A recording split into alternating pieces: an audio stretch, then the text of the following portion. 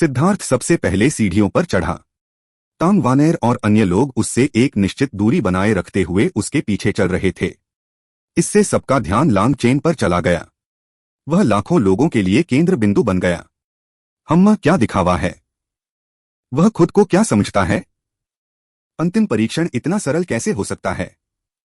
वह बस खुद को शर्मिंदा कर रहा है, किसी ने उपहास किया, ऐसा महसूस करते हुए कि सिद्धार्थ निश्चित रूप से सुर्खियों में आने की कोशिश के लिए पीड़ित होगा। बेवकूफ, क्या तुम्हें लगता है कि तुम्हारे जैसा रैंक 4 का सेलेस्टियल वरिष्ठ प्रशिक्षु भाई सिद्धार्थ की क्षमताओं को समझ सकता है? दूसरों की आलोचना करने से पहले विचार करें कि आपके पास योग्यता है या नहीं, किसी और ने जवाब दिया। जो व्यक्ति सिद्धार्थ के लिए बोल रहा था वह उन शिष्यों में से एक था जो उसके कारण ही उत्तीर्ण हुए थे। उसने व्यक्तिगत रूप से देखा था कि सिद्धार्थ कितना दबंग था। 8वीं रैंक के 8 जादुई जानवर उसके एक ही मुक्के से पीछे हट गए थे। इसके अलावा सिद्धार्थ ने कभी भी उसके या दूसरों के साथ दिखावा नहीं किया। बाद में ही उसे एक खास सिद्धांत समझ में आया, वास्तव में बदमाश लोगों को कभी दिखावा नहीं करना चाहिए, क्योंकि इसकी कोई जरूरत नहीं थी।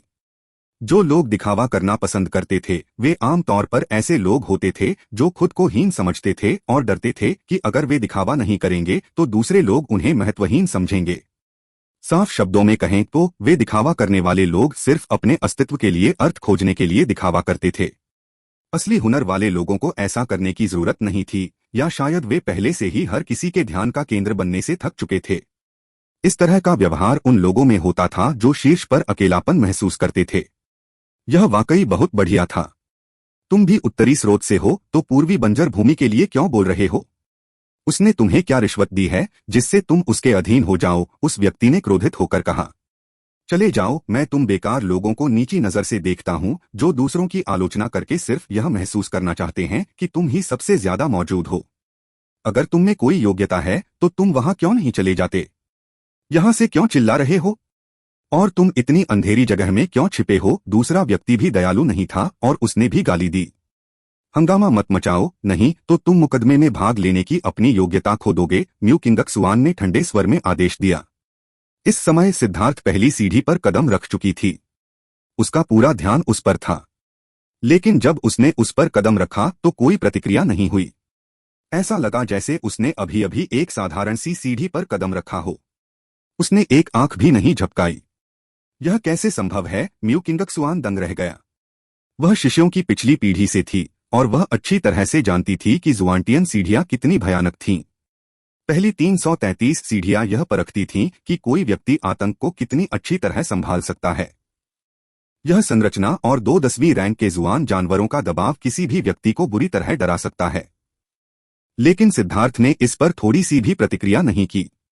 सिर्फ म्यू किंगक्सुआन ही हैरान नहीं था, एल्डर हॉल में मौजूद सभी बुजुर्ग हैरान थे। क्या सिद्धार्थ के दिल में जरा भी डर नहीं है? असंभव। 10वीं रैंक के 2 जुआन जानवरों ने सिद्धार्थ को देखा। उनमें से एक ने कहा, पूर्वजों की आभा।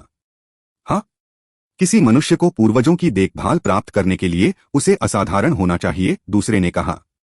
वे दोनों एक गुप्त कला से संवाद कर रहे थे, अन्य लोग उन्हें सुन नहीं पा रहे थे। ऊपर से देखने पर ऐसा लग ही नहीं रहा था कि वे संवाद कर रहे हैं। सच तो यह है कि जब सिद्धार्थ ने पहली सीढ़ी पर कदम रखा तो उसे सचमुच एक अजीब सी हलचल महसूस हुई।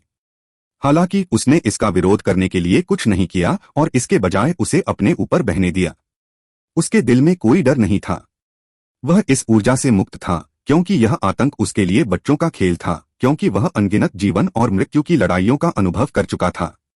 यह सिर्फ सिद्धार्थ की ही बात नहीं थी। ड्रैगन ब्लड योद्धाओं पर भी इसका कोई असर नहीं हुआ। उन्होंने सिर्फ थोड़ा सा मुंह सिकोड़ा, यह समझते हुए कि यह एक ऐसा परीक्षण था जिसने आगे बढ़ने से पहले उनके डर की भावना को और बढ़ा दिया था। क्या? तो यह नकली था? यह देखकर कि ड्रैगन ब्लड योद्धा बिना किसी प्रतिक्रिया के 100वीं सीढ़ी तक पहुंच गए थे, एक शिष्य ने आह भरी और सीढ़ियों की ओर चला गया। लेकिन जब वह पहली सीढ़ी पर चढ़ा तो वह तुरंत पीला पड़ गया। उसकी आंखों में अंतहीन भय था और उसका शरीर अनायास ही कांपने लगा। मैंने वास्तव में सोचा था कि जुआंतियान सीढ़ी के साथ कोई समस्या थी। अब मुझे राहत मिली है, म्यू किंगक्सुआन ने आह भरी। ऐसा लग रहा था कि वह शिष्य किसी बुरे सपने से जूझ रहा है। उसने एक भयंकर दहाड़ लगाई और उसकी आंखों का भय थोड़ा कम हो गया। दांत पीसते हुए वह आगे बढ़ता रहा। लेकिन जब वह 10वीं सीढ़ी पर पहुंचा तो वह उस पर घुटनों के बल बैठ गया। उसका पूरा शरीर कांप रहा था, वह आगे बढ़ने में असमर्थ था। आखिरकार एक रोशनी की किरण ने उसे आगे भेज दिया। आप परीक्षण में असफल हो गए हैं, म्यू किंगक्सुआन ने कहा। वह शिष्य राख हो चुका था। उसके शब्दों का मतलब था कि जुआनतियान दाओ संप्रदाय के साथ उसका कोई भाग्य नहीं था। भाई क्या हुआ? किसी ने इस व्यक्ति को उठाया, उसके अनुभव के बारे में जानने की जिज्ञासा से। 10,000 मध्यम श्रेणी के स्पिरिट स्टोन। वह व्यक्ति अभी भी कांप रहा था, लेकिन किसी तरह उसने अपनी कीमत उगल दी। क्या बकवास है? तुम जाकर सीधे लोगों को लूटने की कोशिश क्यों नहीं करते? दूसरे व्यक्ति ने गुस्से में कहा। अगर आप मुझे पैसे नहीं देंगे तो मेरा राज जानने के बारे में सोचना भी मत। मैं मुकदमे में असफल हो गया हूं और मैं असफलता के दर्द की भरपाई के लिए कुछ पैसे खर्च करना चाहता हूं। तो क्या? सबने सोचा। यह व्यक्ति सचमुच दयनीय था, उसे कुछ पैसे दे देने से ही सांत्वना मिल सकती थी। ठीक है, मैं तुम्हें 10,000 दूंगा।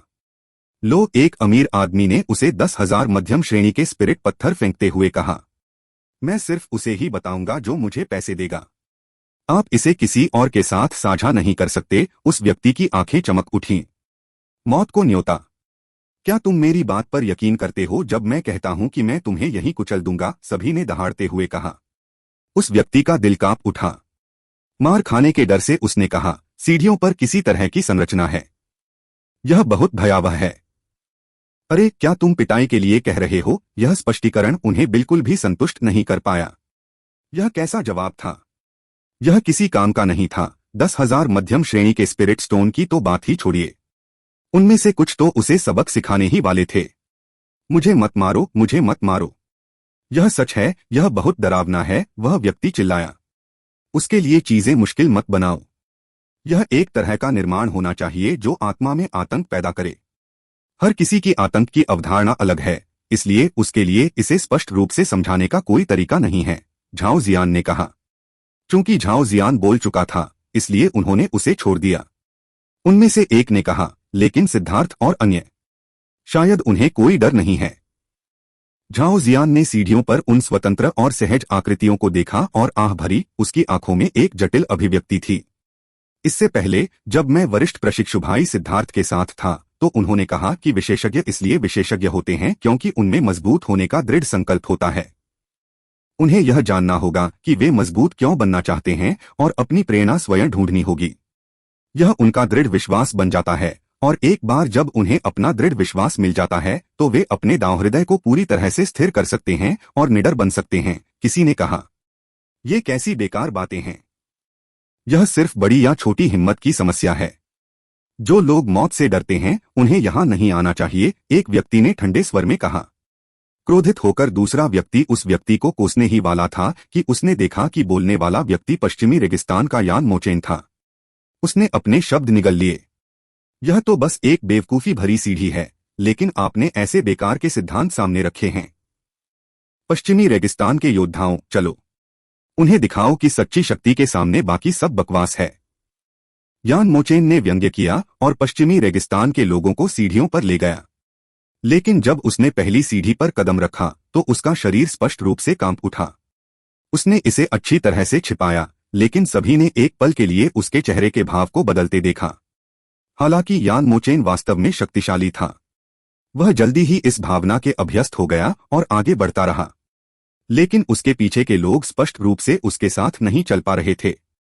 हालांकि वे पूरी तरह से तैयार थे, लेकिन वे पीले पड़ गए थे और उन्हें स्पष्ट रूप से लगा कि सीढ़ियां चढ़ना बहुत ही थका देने वाला काम है। लेकिन कुछ समय तक इसकी आदत पड़ने के बाद वे आगे बढ़ते रहे। पश्चिमी रेगिस्तान की हरकतों का अनुसरण करते हुए झाओ जियान भी सीढ़ियों पर चढ़ गया। उसके बाद वेई चांगहाई भी।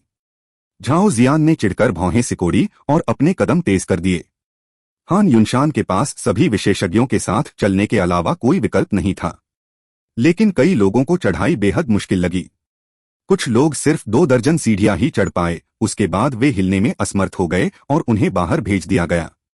जब वे सीढ़ियों पर चढ़े तभी उन्हें इसकी भयावहता का एहसास हुआ। ऐसा लग रहा था कि हर कदम मौत के करीब जा रहा है। उनके मन में भ्रम पैदा हो गया। ऐसा लग रहा था जैसे वे अपने सामने ब्लेडों का पहाड़ और आग का समुद्र देख रहे हों, मानो अगर वे आगे बढ़ते रहे तो ग्रिम रीपर की दरांती उनकी गर्दन पर गिर जाएगी। हालांकि वे खुद को साफ साफ बता सकते थे कि यह सब झूठ है, कि वे सिर्फ भ्रम हैं, कि यह सिर्फ एक परीक्षण है। यह एक ऐसा आतंक था जो उनकी आत्मा की गहराई से आया था। वे विरोध करने में असमर्थ थे। बहुत से शिष्यों को लगातार सीढ़ियों से नीचे उतारा जा रहा था। एक बार असफल होने के बाद वे दोबारा कोशिश नहीं कर सकते थे, लेकिन कोई भी उन पर नहीं हंसा। सीढ़ियों पर खड़े सभी शिष्यों को भी नहीं पता था कि वे कब तक यह सब सह पाएंगे। जैसे जैसे वे आगे बढ़ते गए, उनका डर और भी गहरा होता गया। उनमें से कई लोग डगमगाने लगे थे, उनके पैर उनके आदेशों की बात नहीं मान रहे थे। लेकिन सामने ड्रैगन ब्लड योद्धाओं को देखकर उन्होंने अपने दांत भींच लिए और डटे रहे। कितना अप्रत्याशित! शायद कुछ और शिष्य भी इसी तरह गुजर जाए। म्यू किंग शुआन मुस्कुराया। अन्य लोगों को सफल होते देखकर आत्मविश्वास बढ़ता है, जिससे नए लोग भी सफल हो सकते हैं। 300वीं सीढ़ी। सभी बुजुर्गों का ध्यान सिद्धार्थ पर था। उसके पीछे ड्रैगन ब्लड योद्धा ठीक उसी तरह उससे 10 कदम पीछे थे जैसे वे शुरू से थे। वे एक कदम भी पीछे नहीं रहे थे। 334वीं सीढ़ी। जब सिद्धार्थ ने 334वीं सीढ़ी पर कदम रखा तो पूरा एल्डर हॉल का महल शांत हो गया। सिद्धार्थ का पैर 334वीं सीढ़ी पर पड़ा। उस पल उसे लगा कि अचानक अंतरिक्ष घूम गया है और समय धीमा हो गया है। उस क्षण अचानक सब कुछ दूर और अस्पष्ट हो गया। हर कदम एक दुर्गम चट्टान की तरह लग रहा था। यह इच्छाशक्ति की परीक्षा है। सिद्धार्थ ने हल्के से मुस्कुराया। उसने पूर्वी बंजर भूमि में पहले भी इस तरह की परीक्षा का अनुभव किया था। उसे भरोसा था कि सभी ने भी उस परीक्षण का अनुभव किया होगा। लेकिन पूर्वी बंजर भूमि में मूल नर्क स्वर्ग सीढ़ी की तुलना में यह परीक्षण कई गुना अधिक मजबूत था। इसके अलावा हर कदम उन्हें 2 भयानक ड्रैक्स के करीब ले जा रहा था। इससे लोगों की हिम्मत नहीं हुई कि वे आगे बढ़े। यह साहस, इच्छाशक्ति और दृढ़ता की परीक्षा थी। लेकिन यह अभी भी सिद्धार्थ को रोकने के लिए पर्याप्त नहीं था। इन कदमों की कठिनाई उसे धीमा करने के लिए पर्याप्त नहीं थी। क्या? कोई प्रतिक्रिया नहीं। यह सब देख रहे सभी बुजुर्ग हैरान रह गए। सिद्धार्थ की लय में जरा भी बदलाव नहीं आया। हॉल मास्टर ने कहा, उसकी इच्छाशक्ति बहुत दृढ़ है। बाहरी ताकतों से इसमें जरा भी खलल नहीं पड़ता। सीढ़ियों के परीक्षण और शक्तिशाली जुआन जानवरों के दबाव से किसी व्यक्ति की इच्छाशक्ति आसानी से टूट सकती है। यह वास्तव में भयानक है। पहले, चाहे कोई भी प्रतिभाशाली व्यक्ति कितना भी शक्तिशाली क्यों न हो, उसे आगे बढ़ने से कम कुछ सांसों की आवश्यकता होती थी। एक बुजुर्ग ने आह भरते हुए कहा। हॉल मास्टर ने कहा, स्वर्गीय प्रतिभाओं के बीच लड़ाई में लाल फूल और हरे पत्ते होते हैं जो एक दूसरे को अलग करते हैं। लेकिन फूल कौन है और पत्ती कौन है, इसके लिए कई चर हैं। तुम्हारा मतलब है कि सिद्धार्थ, बुजुर्गों में से एक ने पूछा। हॉल मास्टर ने कहा, अभी कुछ भी कहना जल्दबाजी होगी। बस शांति से देखो। बुजुर्ग चुप हो गए। वे हॉल मास्टर का मतलब समझ गए, लेकिन क्या यह वास्तव में संभव था? चाहे पत्ता कितना भी बड़ा क्यों न हो, वह खिल नहीं सकता था। सिद्धार्थ के कदम नहीं बदले, लेकिन उसके पीछे तांग वानेर, गुयांग और बाकी सभी एक पल के लिए रुक गए। उनके शरीर हिल रहे थे। बड़े भाई गुयांग, मैं खुद को आपके हवाले कर दूंगा। मेरे साथ अच्छा व्यवहार करो, और इसके बाद छोटा भाई निश्चित रूप से आपकी दयालुता का 1000 गुना बदला चुकाएगा।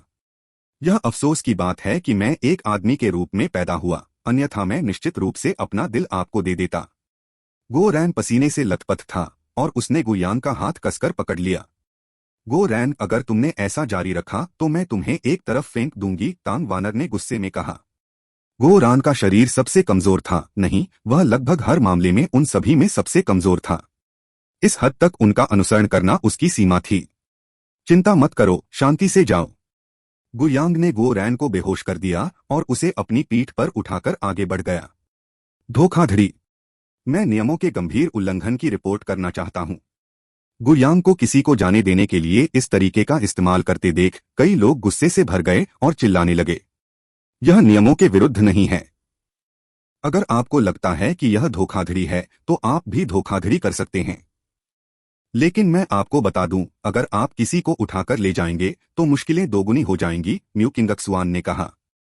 उन लोगों को तुरंत अपना मुंह बंद करना पड़ा और दुख की बात है कि वे आगे बोलते रहे। सिद्धार्थ जुआंटियन सीढ़ियों पर सबसे आगे था। जहां तक तांग वानेर और अन्य लोगों की बात है, वे शुरू में उससे 10 कदम पीछे थे, लेकिन अब वे 30 से ज्यादा कदम पीछे थे। इस स्तर तक पहुंचने पर उन्हें भी बहुत दबाव महसूस हुआ और वे पहले की तरह आसानी से आगे नहीं बढ़ पा रहे थे। उनकी गति थोड़ी कम हो गई। जब सिद्धार्थ 666वें चरण पर पहुंचा तो वे उससे 50 कदम पीछे थे। जहां तक अन्य 3 क्षेत्रों के स्वर्गीय प्रतिभाशाली लोगों की बात है, वे सभी ड्रैगन ब्लड योद्धाओं के पीछे फंस गए थे और दूरी को कम करने में असमर्थ थे। यह अंतिम परीक्षा ऐसी नहीं थी जिसे वे अपनी प्रतिभा के बल पर पास कर सकते थे। उनका लाभ समाप्त हो चुका था, जबकि उनकी कमजोरियां पूरी तरह से उजागर हो चुकी थीं। यान मोचेन, हान युनशान और वेई चांगहाई गुस्से से लाल हो गए थे।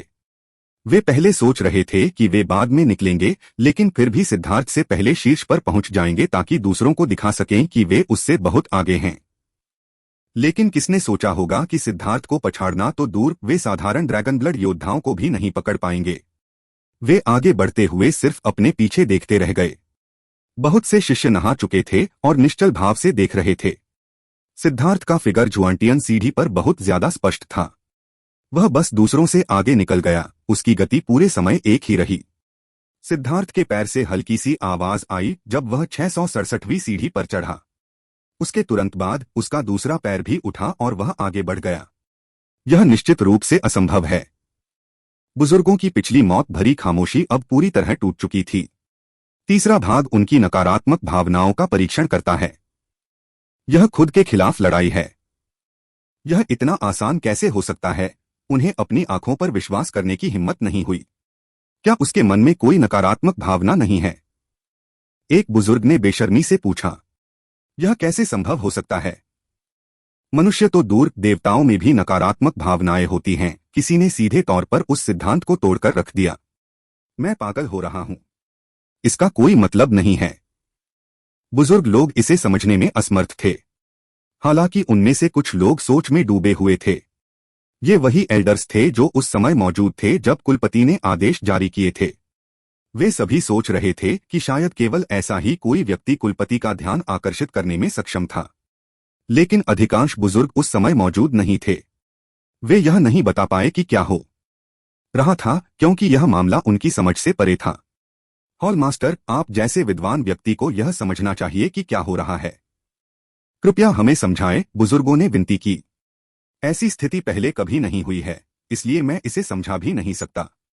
लेकिन मैंने अमर युग में एक बार एक अत्यंत भयानक परीक्षण के बारे में सुना था, हॉल मास्टर ने कहा। अमर युग का एक राक्षसी परीक्षण? क्या आप बात कर रहे हैं?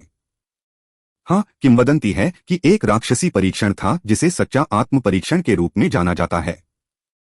सफलता की संभावना 10 लाख में 1 से भी कम थी। शायद आप में से कुछ ने इसके बारे में नहीं सुना होगा, लेकिन परीक्षण एक लड़ाई में खुद को हराने के लिए है। और सबसे भयानक बात यह है कि परीक्षण द्वारा बनाया गया आपसे थोड़ा अधिक मजबूत होगा, आपके सभी तकनीकों और अनुभवों को अपने पास रखेगा और उनका आध्यात्मिक युवान कभी खत्म नहीं होगा, हॉल मास्टर ने कहा। तो फिर यह आत्महत्या से किस तरह अलग है? किसी ऐसे व्यक्ति को चुनौती देना जिसे आप हरा नहीं सकते। क्या आप मूर्ख नहीं हैं? क्या खुद को मारना मजेदार था? इसमें कोई खास अंतर नहीं है। शायद अमर युग में बहुत सारे प्रतिभाशाली लोग थे, इसलिए उन्होंने उनमें से कुछ को मरने के लिए, धोखा देने के लिए इस पद्धति का इस्तेमाल किया। लेकिन मैंने सुना है कि जो कोई भी अपने से अधिक शक्तिशाली संस्करण को हरा देता है, उसकी आत्मा में परमानंद होगा और वह कभी भी अपनी नकारात्मक भावनाओं से दबा हुआ नहीं होगा। उनके दाव हृदय अतुलनीय रूप से दृढ़ हैं और डगमगाएंगे नहीं, हॉल मास्टर ने कहा। क्या यह हो सकता है कि सिद्धार्थ? इसकी संभावना बहुत कम है। अगर उसे खुदकुशी करने की इच्छा भी होती तो भी उसे पहले ऐसा कोई मुकदमा ढूंढना पड़ता। आजकल उसे ऐसे मुकदमे कहाँ मिलेंगे? यह निश्चित नहीं है। क्या आप अमर मार्ग के बारे में भूल गए हैं? शायद उसे वहां ऐसा कोई परीक्षण मिला हो। सिद्धार्थ को आगे बढ़ने के साथ ही अपनी नकारात्मक भावनाओं को समझने के लिए ध्यान केंद्रित करना पड़ा। उसने आलस्य, नकारात्मकता, निराशा, थकावट महसूस की और ऐसा लगा कि उसे ऐसी आवाजें भी सुनाई दे रही थीं जो उसे हार मानने के लिए कह रही थीं। लेकिन वे भावनाएं बहुत कमजोर थीं। अगर वह जानबूझकर उन्हें महसूस करने की कोशिश नहीं करता तो वह उन्हें बिल्कुल भी महसूस नहीं कर पाता।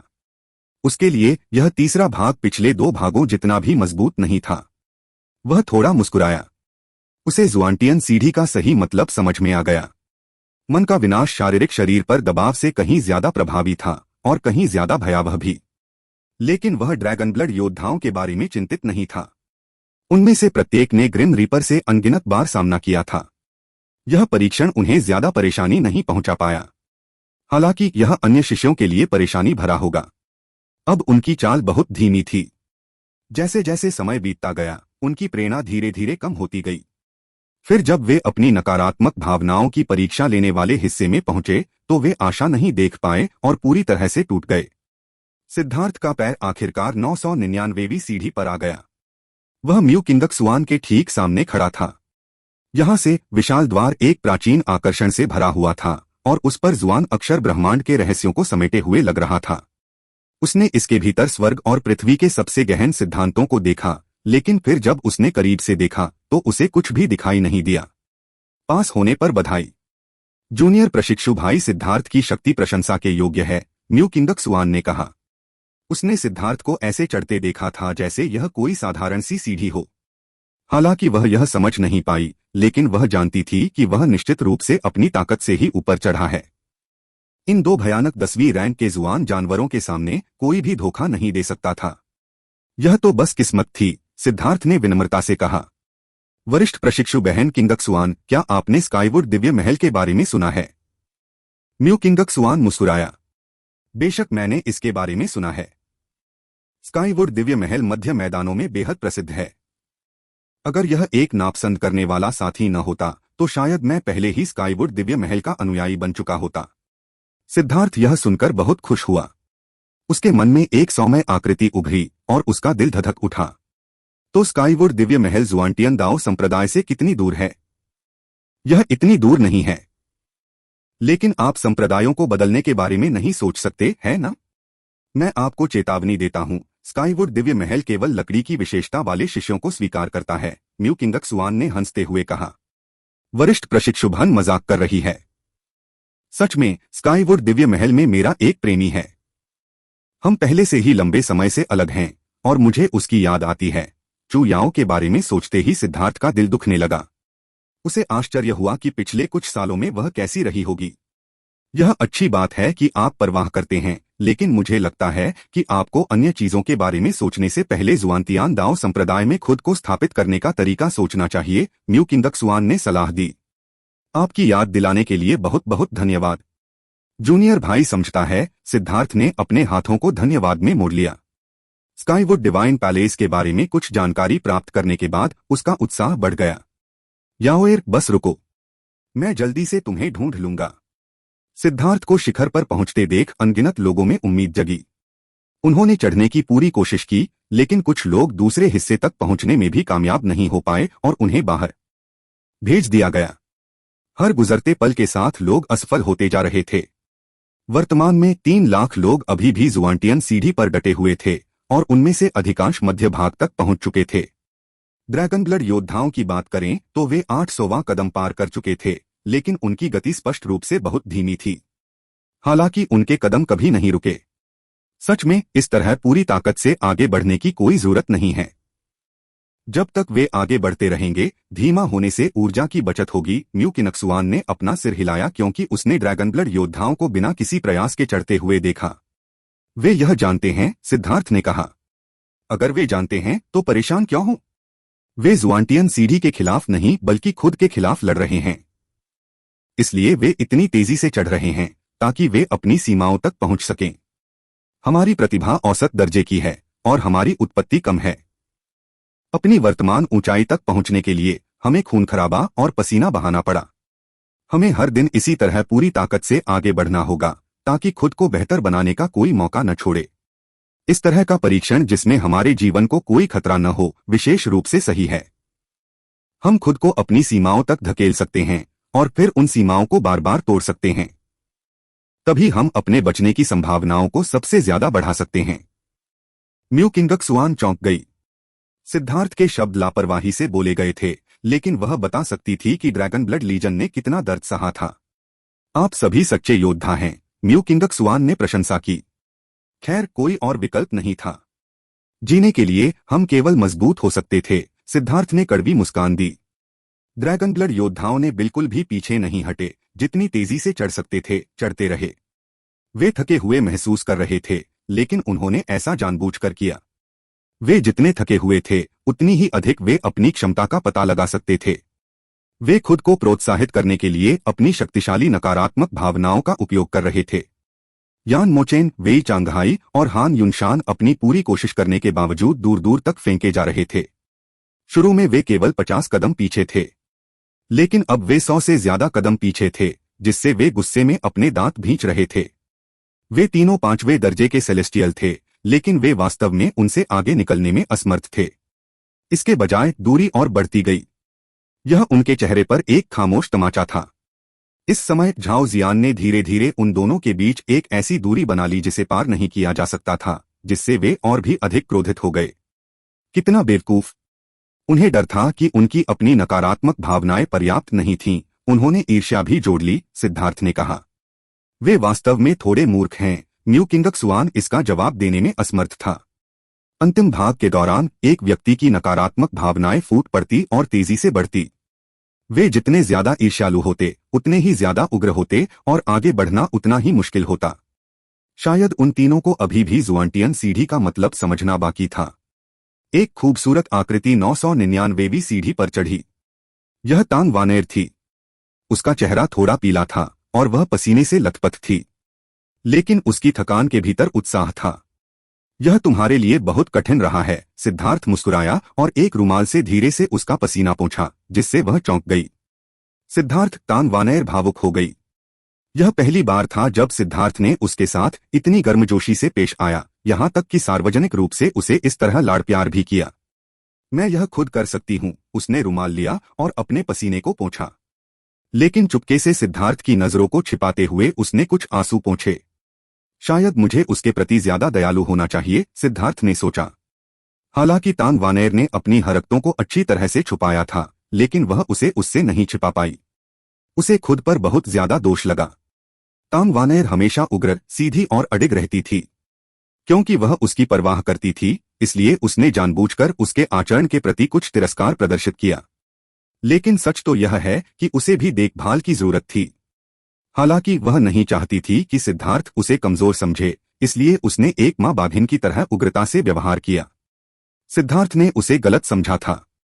वह एक दृढ़ महिला थी और इस अनजाने हरकत ने उसे उसका दूसरा पहलू देखने पर मजबूर कर दिया। वानेर, मुझे माफ कर दो। मैंने तुम्हारा ठीक से ख्याल नहीं रखा। सिद्धार्थ ने ईमानदारी से माफी मांगी और तांग वानेर को अपनी बाहों में खींच लिया। तांग वानेर आश्चर्य से उछल पड़ी। तुम पागल हो गए हो। यहाँ बहुत सारे लोग हैं। लोग तुम्हारा मजाक उड़ाएंगे, उसने डांटा। वह जल्दी से उसकी पकड़ से छूट गई और हालांकि उसका चेहरा लाल था, लेकिन उसके चेहरे पर एक गर्मजोशी भरी मुस्कान थी। देखता हूं कौन हंसने की हिम्मत करता है। मैं उन्हें श्राप दूंगा कि वे अपने जीवनकाल में कभी कोई स्त्री नहीं पा सकेंगे, सिद्धार्थ ने शान से कहा। तो यह सौभाग्य की बात है कि मैं इस अभिशाप से नहीं डरता। मैं महिलाओं की तलाश में नहीं हूं, म्यू किंगक्सुआन ने बगल से हंसते हुए कहा। खांसी, वरिष्ठ प्रशिक्षुभन, स्वाभाविक रूप से आप गिनती में नहीं आती हैं, सिद्धार्थ अजीब तरह से हंसा। अय्या! अचानक एक चौंका देने वाली चीख गूंजी। गो रैन जमीन पर गिर गया था। तुमने मुझे वाकई मौत के घाट उतार दिया। गुयान पसीने से लथपथ था। ऐसा लग रहा था जैसे वह अभी अभी किसी तालाब से बाहर निकला हो। उसके पैरों के नीचे का पत्थर भी गीला था। गो रान को उठाने में वह पूरी तरह से थक गया था। भाई, यह तुम्हारे लिए बहुत मुश्किल रहा है। छोटे भाई को तुम्हारी दयालुता का बदला चुकाना होगा। चुप रहो। तुम्हारे लिए बेहतर होगा कि तुम मुझे थोड़ा पानी पिलाओ और अपनी बकवास बातों के बजाय अपने कामों से अपनी कृतज्ञता साबित करो। गुयांग जमीन पर बैठ गया। गो रान ने जल्दी से चाय बनाई। अगर गुयांग न होता तो वह इस मुकाम तक नहीं पहुंच पाता, भले ही वह खुद को पूरी तरह से थका ले। उसे जल्दी से जल्दी इस एहसान का बदला चुकाना था। दूसरे ड्रैगन ब्लड योद्धा एक एक करके पहुंचे। उनमें से हर कोई थका हुआ था, लेकिन उनकी आंखें गर्व से भरी थीं। वे जुआंटियन सीढ़ी के शीर्ष पर पहुंचने वाले पहले व्यक्ति थे जिन्होंने 5वीं रैंक के सेलेस्टियल को भी धूल चटा दी। यह एक सम्मान था। इसके अलावा अब जब वे सीढ़ियां चढ़ चुके थे तो उन्हें एक नया दर्जा मिल गया था, जुआंटियन दाओ संप्रदाय के अनुयायी। यह सेंट्रल प्लेन्स में अपना पैर जमाने की दिशा में उनका पहला कदम था। 6 घंटे बाद झाओ जियान भी आ गई, लेकिन वह स्पष्ट रूप से उन लोगों की तरह थकी हुई नहीं थी। वास्तव में ऐसा लग रहा था कि यह काफी सहज था। बधाई हो। भविष्य में हम एक ही संप्रदाय का हिस्सा होंगे, इसलिए मुझे आपसे मेरा ख्याल रखने के लिए कहना पड़ेगा। सिद्धार्थ ने झाओ जियान के आते ही उसका अभिवादन किया। भाई लॉन्ग मेरी बहुत तारीफ करते हैं। मेरी देखभाल तुम्हें ही करनी चाहिए। क्या ड्रैगन ब्लड लीजन नए लोगों को स्वीकार कर रहा है? क्या मेरे पास शामिल होने की योग्यता है? झाओ जियान मुस्कुराया। मैं? सिद्धार्थ चौंक गया। उसने कभी उम्मीद नहीं की थी कि वह ऐसा सवाल पूछेगी। ड्रैगन ब्लड लीजन ऐसी चीज नहीं थी जिसमें कोई भी शामिल हो सकता था। इस सवाल ने उसे असहज महसूस कराया। अगर वह साफ मना कर देता तो यह बहुत अजीब होता। छोटी बहन बस मजाक कर रही थी। भाई लॉन्ग, इसे गंभीरता से मत लो। मैं थक गया हूं, इसलिए मैं आराम करने जा रहा हूं। झाओ जियान ने हंसते हुए अलविदा कहा और बैठने के लिए एक अलग जगह ढूंढी। झाओ जियान के चले जाने के बाद तांग वानेर ने फुसफुसाते हुए कहा, यह बहन नाराज है। तुम किस बारे में बात कर रहे हो? मुझे कोई गुस्सा नहीं दिख रहा है, सिद्धार्थ ने कहा। मैं एक महिला हूं और यह मेरी महिला होने की सहज प्रवृत्ति है, तांग वानेर ने कहा। सिद्धार्थ को उसे अनदेखा करते देख उसने आगे कहा, अगर कोई खूबसूरत महिला शामिल होना चाहती है तो आप क्यों मना करेंगे? क्या आपको खूबसूरत महिलाएं ज्यादा पसंद नहीं हैं? बिल्कुल बिल्कुल, गो रैन ने जल्दी से अपना मुंह बंद कर लिया जब सिद्धार्थ ने उसे घूर कर देखा। हमारा ड्रैगन ब्लड लीजन एक संपूर्ण इकाई है और हम सभी ने एक दूसरे की जान बचाई है। दूसरे सिर्फ इसलिए इसमें शामिल नहीं हो सकते क्योंकि उनका साधना आधार ऊंचा है, उनकी प्रतिभा अच्छी है या वे सुंदर हैं। हम एक साथ इतने मजबूत हैं क्योंकि हम एकजुट हैं और एक दूसरे पर भरोसा कर सकते हैं। किसी अजनबी के शामिल होने से पूरी लीजन को खतरा हो सकता है, तो मैं किसी बाहरी व्यक्ति को इतनी आसानी से कैसे शामिल होने दे सकता हूं? सिद्धार्थ ने कहा। यह देखकर कि वह कितना गंभीर था, तांग वानेर ने बोलना बंद कर दिया। गो रान ने भी अपना हाथ उसके मुंह पर रखा। वे समझ गए। हालांकि तांग वानेर के शब्द सिद्धार्थ को चिढ़ाने के लिए एक मजाक थे, लेकिन उसने उम्मीद नहीं की थी कि सिद्धार्थ इतना कुछ सोचेगा। वह पूरी ड्रैगन ब्लड लीजन के लिए खतरा नहीं बन सकता था क्योंकि वह लड़कियों को उठाना चाहता था। 2 घंटे बाद हान युनशान और अन्य लोग भी आखिरकार शिखर पर पहुंच गए। उनके चेहरे पर बहुत ही बदसूरत भाव थे और वे सांस लेने के लिए हाँफ रहे थे और बहुत ही दुखी दिख रहे थे। सिद्धार्थ के प्रति ईर्ष्या और घृणा के कारण उनका रास्ता और भी कठिन हो गया था। इससे उनका समय और ऊर्जा और भी अधिक बर्बाद हो गई थी। अधिकाधिक शिष्य आने लगे। उनमें से कुछ तो शिखर पर पहुंचकर आराम करते ही बेहोश हो गए। फिलहाल केवल 30,000 लोग ही गुजरे हैं। 4 लाख से ज्यादा लोग बह गए थे और अभी भी कई लोग सीढ़ियों पर डटे हुए हैं। अचानक सीढ़ी के शीर्ष पर एक विशाल घंटा दिखाई दिया। म्यू किंगक्सुआन ने घोषणा की, अभी भी 3 दिन बाकी हैं। सीढ़ी पर अभी भी जो लोग हैं उन्हें कड़ी मेहनत करनी चाहिए। उस रेत घड़ी को देखकर कई लोगों के चेहरे पर भाव बदल गए। उनकी शक्ति सीमित थी और वे अभी कछुए की गति से चढ़ रहे थे। अब जबकि समय सीमा थी, दबाव तुरंत बढ़ गया। परिणामस्वरूप जैसे ही घंटाघर दिखाई दिया, बहुत से शिष्यों ने तुरंत हार मान ली। वे सीढ़ियों पर घुटने टेक दिए और उन्हें सीधे जुआनतियान सीढ़ी से नीचे भेज दिया गया। इस रेत घड़ी ने कई लोगों का आत्मविश्वास डगमगा दिया। उन्हें लगा कि अब कोई उम्मीद नहीं है और लड़ाई जारी रखने का कोई मतलब नहीं है। एक के बाद एक जुआनतियान सीढ़ियों से लोगों को नीचे भेजा गया। केवल 10,000 लोग अभी भी दृढ़ थे। उनमें से ज्यादातर लोग 800वीं सीढ़ी के आसपास थे और एक छोटा हिस्सा 700वीं सीढ़ी के आसपास था। जहां तक 600वीं सीढ़ी का सवाल है, सिर्फ कुछ दर्जन लोग ही अभी भी मुश्किलों से जूझ रहे थे, हार मानने को तैयार नहीं थे। बेवकूफों, मैंने हार मान ली और मैं पहले ही 700वीं सीढ़ी पर पहुंच चुका था। अगर वे 600वीं सीढ़ी पर भी बेवकूफी से आगे बढ़ते रहे तो कोई उम्मीद नहीं है, किसी ने मजाक उड़ाया।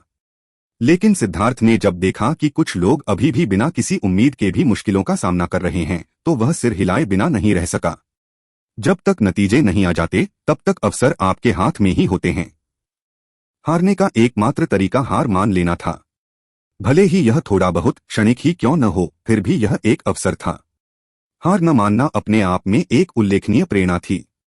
समय पूरा हो गया है, म्यू किंगक्सुआन ने रेत का अंतिम कण गिरते ही घोषणा की। जुआनटियन सीढ़ी पर अभी भी डटे हुए कुछ लोगों की आंखों में एक उदास चमक थी जब म्यू किंगक्सुआन की आवाज गूंजी। जहां तक उन लोगों का सवाल है जिन्होंने बहुत पहले ही हार मान ली थी, उनका उपहास और बढ़ गया। मिशन पूरा हो गया है, हम जा रहे हैं। दोनों विशालकाय आकृतियां अचानक उनकी नजरों से ओझल हो गईं। उनके साथ ही भयानक दबाव भी तुरंत गायब हो गया। ऐसा लग रहा था जैसे सभी के दिलों से एक बड़ा पत्थर हटा दिया गया हो। उन्हें आराम मिला, ऐसा लगा जैसे आसमान और भी चमकीला हो गया हो। जब 10वीं रैंक के दोनों जुआन जानवर चले गए तो म्यू किंगजुआन सीढ़ियों पर बैठे शिष्यों को देखकर मुस्कुराया। बधाई हो। नियमों के अनुसार जो भी शिष्य समय समाप्त होने पर 500वीं सीढ़ी और उससे ऊपर होते हैं, उन्हें पास कर दिया जाता है। क्या?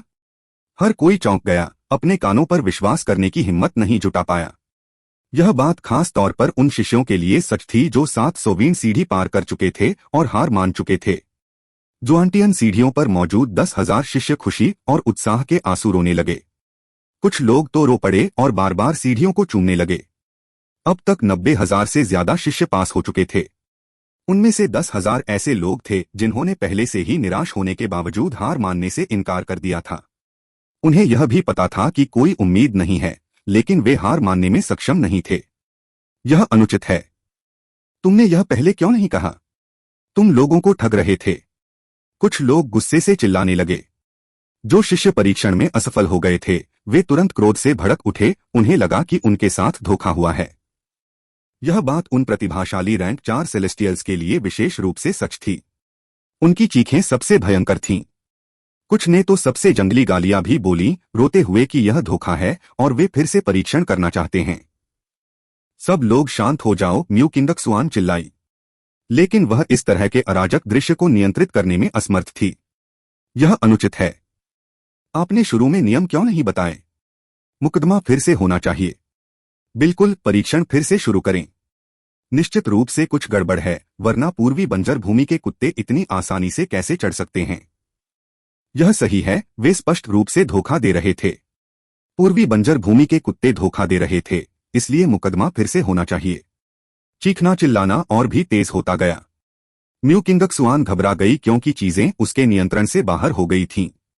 इस अराजक दृश्य को देखकर एल्डर्स उदास हो गए। इस साल के चेले इतने शर्मनाक कैसे हो गए? हॉल मास्टर, उन्हें दबाने के लिए कुछ लोगों को भेजो।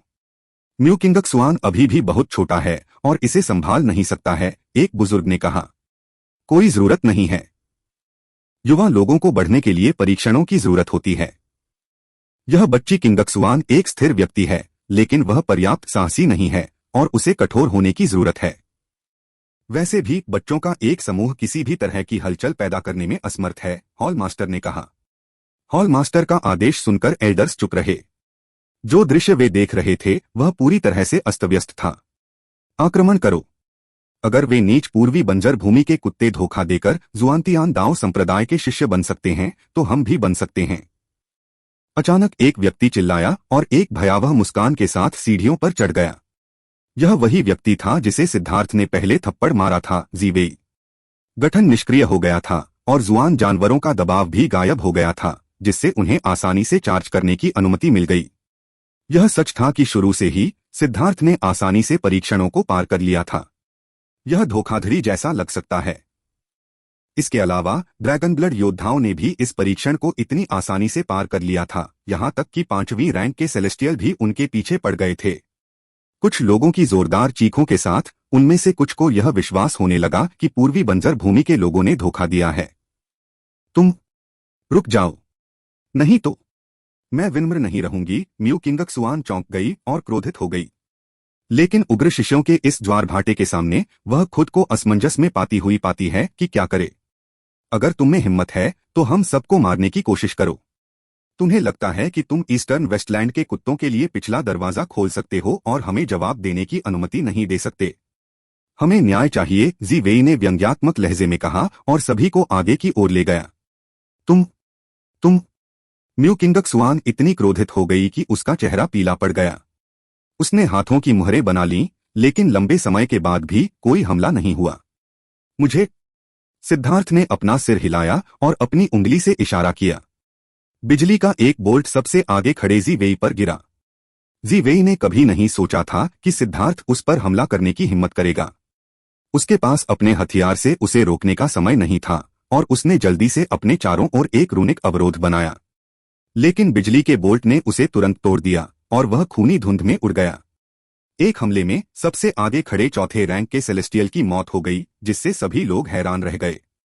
कमीने, तुमने लोगों को मारने की हिम्मत की। मुझे विश्वास नहीं होता कि तुम हम सबको मारने की हिम्मत करोगे। भीड़ में चिल्लाता हुआ एक व्यक्ति अपनी बात पूरी भी नहीं कर पाया था कि बिजली के तीर से उसकी मौत हो गई। उसकी आत्मा नष्ट हो गई और उसकी लाश भी गायब हो गई। सब लोग रुक गए। म्यू किंगशुआन डर के मारे उछल पड़ी, क्योंकि उसे भी लोगों को मारने का अधिकार नहीं था। उन सभी को मार डालो जिन्होंने हमें श्राप दिया है, सिद्धार्थ ने ठंडे स्वर में कहा। बॉस, ये वो शब्द थे जिनका मैं इंतजार कर रहा था। गोरान के हाथों में एक क्रॉसबो दिखाई दिया और सुनहरे तीर बिजली की तरह चमकने लगे। हर हमले के साथ भीड़ में एक व्यक्ति फट जाता। रुकना, मुकविंगजुआन चिल्लाया। लेकिन गोरान ने उसकी बात अनसुनी कर दी। उसका क्रॉसबो लगातार तीर चलाता रहा, जिससे भीड़ में से दयनीय चीखें निकल रही थीं। वे दबंग आक्रामक लोग तुरंत घबरा गए।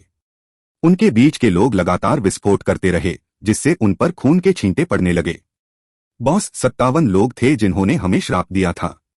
उन सभी को निपटा दिया गया है। गोरैन ने अपना सुनहरा क्रॉसबो रख दिया। हर कोई मौत की तरह चुप था। भावनाहीन सिद्धार्थ और प्रसन्न गोरान को भयभीत दृष्टि से देख रहा था। वे कुछ भी कहने में असमर्थ थे। यह देखकर कि गोरैन की हत्या ने उन शिष्यों को स्तब्ध कर दिया था जो बह गए थे, सिद्धार्थ ने ठंडे स्वर में कहा, यदि कोई और मेरे पूर्वी बंजर भूमि के शिष्यों की शक्ति पर सवाल उठाना चाहता है तो कृपया आगे बढ़े। सिद्धार्थ, तुम एक ही संप्रदाय के लोगों के साथ इतने क्रूर कैसे हो सकते हो? तुम बहुत आगे निकल गए हो, यान मोचेन चिल्लाया। बेवकूफ, किसने कहा कि वे एक ही संप्रदाय से हैं? वे पहले ही असफल हो चुके हैं, इसलिए वे जुआनतियान दाओ संप्रदाय के शिष्य नहीं हैं, सिद्धार्थ ने व्यंग्य किया। लेकिन वे अभी भी शाखा संप्रदायों के शिष्य हैं। आप उनके प्रति इतने क्रूर और निर्दयी कैसे हो सकते हैं? हान युनशान भी अलग खड़ा था। बिल्कुल, चाहे वे शाखा संप्रदायों के अनुयायी हों या नहीं, वे फिर भी इंसान ही हैं। आप बिना किसी दया के उन्हें कैसे मार सकते हैं? वेई चांगहाई ने पूछा। वे तीनों स्पष्ट रूप से सिद्धार्थ को निशाना बनाने के लिए एक साथ खड़े थे। शिष्य जो एक बार फिर असफल हो गए थे। जब उन्होंने देखा कि वे तीनों उनके पक्ष में खड़े हैं तो उन्होंने उसे कोसना शुरू कर दिया। बिल्कुल पूर्वी बंजर भूमि के कुत्ते। एक व्यक्ति जिसने मुश्किल से अपना मुंह खोला था, उसे गोरान ने मार डाला। गोरान का क्रॉसबो लगातार उन्नत हो रहा था क्योंकि उसके फोर्जिंग कौशल में सुधार हुआ था और इस दूरी पर इसे रोकना असंभव था। जारी रखें, गोरान ने अपना क्रॉसबो नीचे खड़े लोगों की तरफ तान दिया। उन पर इतना भयानक क्रॉसबो तानने से उनके सिर सुन्न हो गए। हालांकि उन्होंने गोरान को कई तीर चलाते देखा था, लेकिन वे यह देखकर हैरान रह गए कि वे तीरों को देख भी नहीं पाए, केवल एक सुनहरी रोशनी ही देख पाए, जिसके बाद एक और व्यक्ति मारा गया। यह इतनी तेज थी कि वे प्रतिक्रिया नहीं कर पाए। चकमा देना या रोकना तो दूर की बात थी। ये शिष्य तुरंत पीले पड़ गए, बोलने की हिम्मत नहीं जुटा पाए। वे क्रॉसबो से जमीन पर पड़े खून के तालाबों की ओर देखने लगे। सिद्धार्थ, तुम्हारी हिम्मत कैसे हुई अपने मातहत को लोगों को मारने का आदेश देने की? तुम, यान मोचेन चिल्लाया। एक राष्ट्र के पास एक राष्ट्र के कानून होते हैं, एक परिवार के पास एक परिवार के नियम होते हैं और एक संप्रदाय के पास एक संप्रदाय के नियम होते हैं। अभी वे बाहर हो चुके हैं, लेकिन जुआनतियान दाओ संप्रदाय की महत्वपूर्ण भूमि पर हमला करने की हिम्मत कर रहे हैं। उन्होंने परीक्षण के नियमों को तोड़ा है और संप्रदाय की प्रतिष्ठा को गंभीर रूप से नुकसान पहुंचाया है। अगर मैं उन सभी को मार भी दूं तो भी इसमें कुछ गलत नहीं होगा। आप कहते हैं कि वे संप्रदाय के शिष्य हैं? संप्रदाय के शिष्यों द्वारा संप्रदाय के नियमों को तोड़ना, एक क्षेत्र के शिष्यों के साथ भेदभाव करना, संप्रदाय में आंतरिक कलह को भड़काना और संप्रदाय को अंदर से नष्ट करने का प्रयास करना, वे और भी अधिक मृत्यु के पात्र हैं। तुम्हें खुश होना चाहिए। अगर मैंने अपनी एक सुंदरी से वादा न किया होता कि मैं अपने गुस्से पर काबू रखूंगा, तो अगर 1 साल पहले मैं होता तो तुम बहुत पहले ही पुनर्जन्म के रास्ते पर चली गई होती, सिद्धार्थ ने कहा। तुम सिर्फ शब्दों को तोड़मरोड़ कर पेश कर रहे हो। यान मोचेन सिद्धार्थ के शब्दों का जवाब देने का कोई तरीका नहीं खोज पाया। जब वाक्पटुता की बात आती थी तो उसके 10 लोग भी सिद्धार्थ के सामने टिक नहीं पाते थे। मेरे साथ ऐसे बचकाने खेल मत खेलो। मेरे पास ऐसी बेतुकी बातों के लिए समय नहीं है। अगर तुम मेरा धैर्य खो दोगे तो मैं तुम सबको मार डालूंगा। सिद्धार्थ की नजर उन तीनों पर पड़ी। उसकी हत्या की मंशा अचानक बढ़ गई। उस क्षण उन तीनों को ऐसा लगा जैसे उनके चारों ओर अंतरिक्ष जम गया हो। मौत की भयंकर अनुभूति ने उनके रोंगटे खड़े कर दिए। उन तीनों की तो बात ही छोड़िए, म्यू किंगक्सुआन भी प्रभावित हुई। वह पहले कभी ऐसी भयानक हत्या की मंशा के संपर्क में नहीं आई थी। ऐसा लग रहा था जैसे उसकी हत्या की मंशा ही किसी की जान ले सकती है। सिद्धार्थ अब सच में गुस्से में था। हालांकि उसने मेंकी से वादा किया था कि वह परेशानी खड़ी नहीं करेगा और अपने गुस्से पर काबू रखेगा, लेकिन इसका मतलब यह नहीं था कि वह बस मुस्कुराएगा और सब कुछ सह लेगा। वह परेशानी खड़ी करने की पहल नहीं करता, लेकिन अगर कोई उसे परेशान करना चाहे तो वह किसी भी तरह से उसे बर्दाश्त नहीं करेगा। यह सिद्धार्थ की उन तीनों के लिए अंतिम चेतावनी थी। अगर वे तीनों अब भी उसके लिए परेशानी खड़ी करने और उसके विकास को धीमा करने की कोशिश करेंगे तो वह उन तीनों को खत्म करने के लिए कोई भी कीमत चुकाने में संकोच नहीं करेगा। हर कोई मौत की तरह चुप था, क्योंकि वे उस भयानक हत्या के इरादे की सीमा के भीतर थे। वे हिलने की हिम्मत नहीं कर रहे थे। ऐसा महसूस कर रहे थे जैसे मृत्यु के देवता की दरांती उनकी गर्दन पर दबा दी गई हो। सिद्धार्थ, जुआंटियन दाओ संप्रदाय के एक शिष्य के रूप में तुम निर्दोष लोगों को अंधाधुंध तरीके से मारने की हिम्मत करते हो। तुम्हें यह अधिकार किसने दिया? अचानक एक ठंडी चीख गूंजी। अंतरिक्ष घूम गया और आकाश में दो नई आकृतियां दिखाई दीं। उन दो आकृतियों ने काले वस्त्र पहने हुए थे और उनके हाथों में लंबी जंजीरें थीं। उनकी कमर पर जेड प्लेट पर कानून का चरित्र लिखा हुआ था। सिद्धार्थ की नजर उनमें से एक पर पड़ी। वह एक जाना पहचाना चेहरा था। लू मिंगहान, बहुत दिनों बाद मिले। मुझे यह देखकर राहत मिली कि तुम्हारा सिर इतनी सहजता से फिर से जुड़ गया है।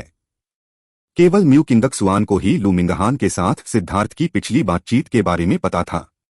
पूर्वी बंजर भूमि में उसने एक बार लू मिंगहान का सिर काट दिया था। बेशक यह सिर्फ इसलिए था क्योंकि लू मिंगहान लापरवाह था। यह सही मायने में यह नहीं दर्शाता कि सिद्धार्थ में किंग्स के खिलाफ लड़ने की शक्ति थी। वहां मौजूद दूसरे शिष्य इस बात से अनजान थे। उसके शब्दों से ऐसा लग रहा था कि वह इस एल्डर को जानता था और एक बार उसका सिर भी काट चुका था। पहले तो उन्हें उसके शब्दों पर संदेह हुआ, लेकिन लू मिंगहान के गुस्से भरे हाव भाव ने उसके शब्दों की पुष्टि कर दी।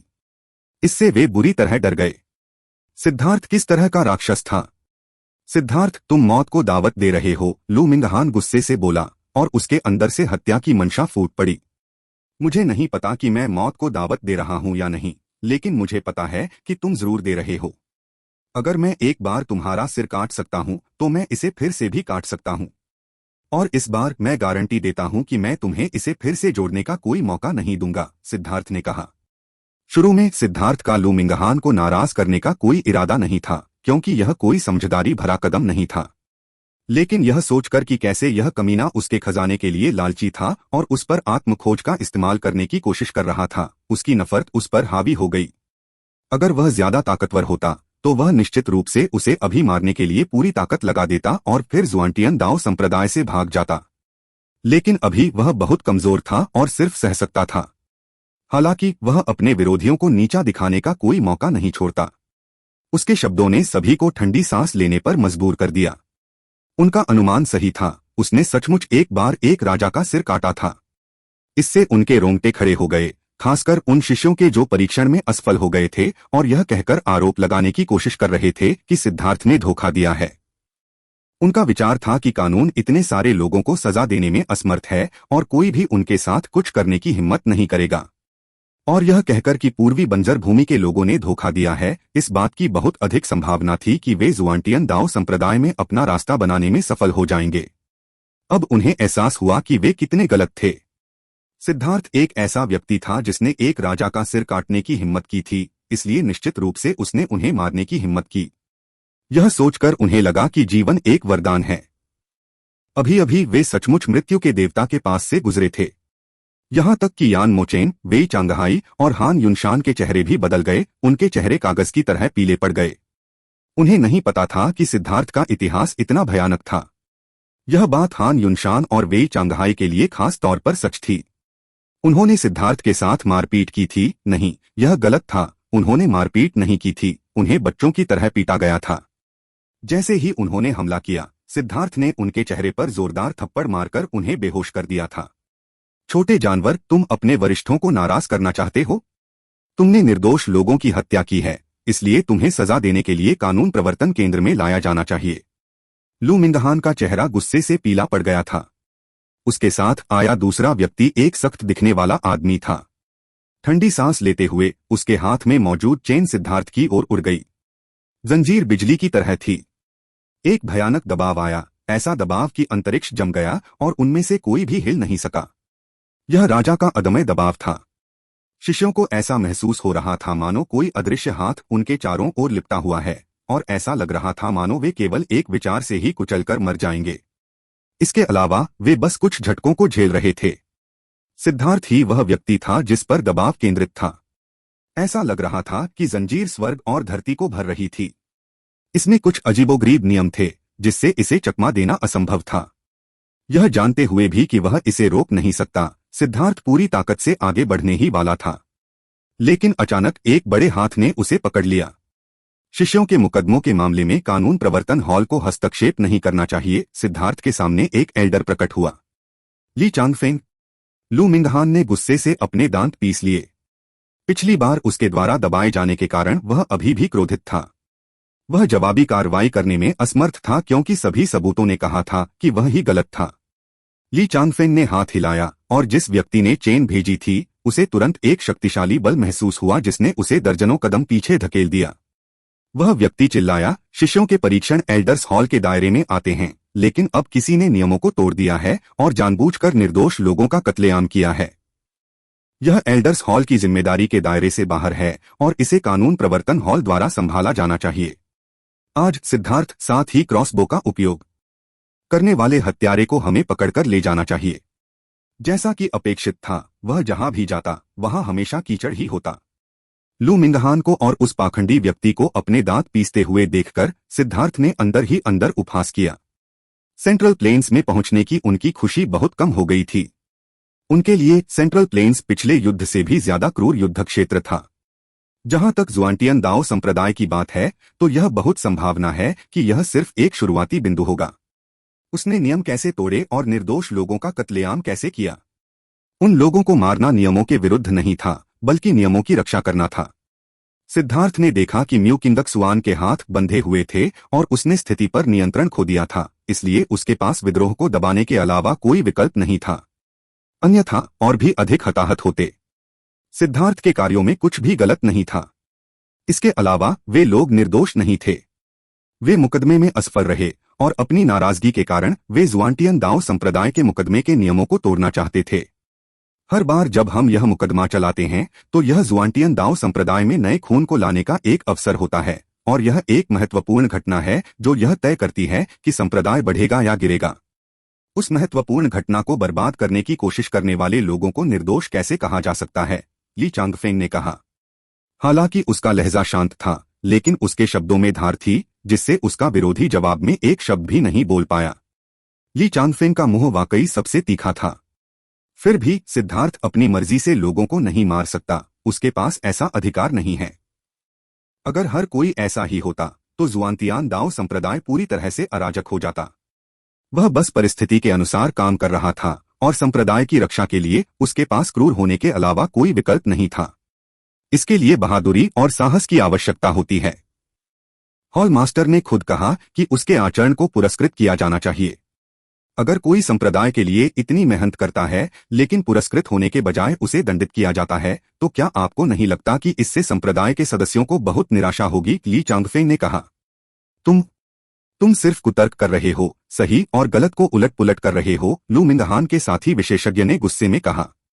किसी तरह लोगों को मारना न्यायसंगत और पुरस्कृत करने योग्य बात हो गई है। वह स्पष्ट रूप से अपने शब्दों को तोड़मरोड़ रहा था। मुझे लगता है कि यह काफी है। इस मामले को एल्डर्स हॉल अपने आप ही संभाल सकता है। कानून प्रवर्तन हॉल को प्रयास बर्बाद करने की कोई जरूरत नहीं है।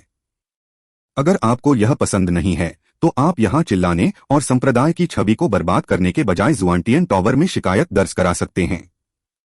अभी चले जाओ और फिर से मुकदमे की प्रक्रिया को बाधित मत करो या हम ही शिकायत दर्ज कराएंगे, ली चांगफेंग ने ठंडे स्वर में कहा। अब उसके शब्दों में जरा भी शिष्टाचार नहीं था। वह उन्हें दो कुत्तों की तरह बाहर निकाल रहा था।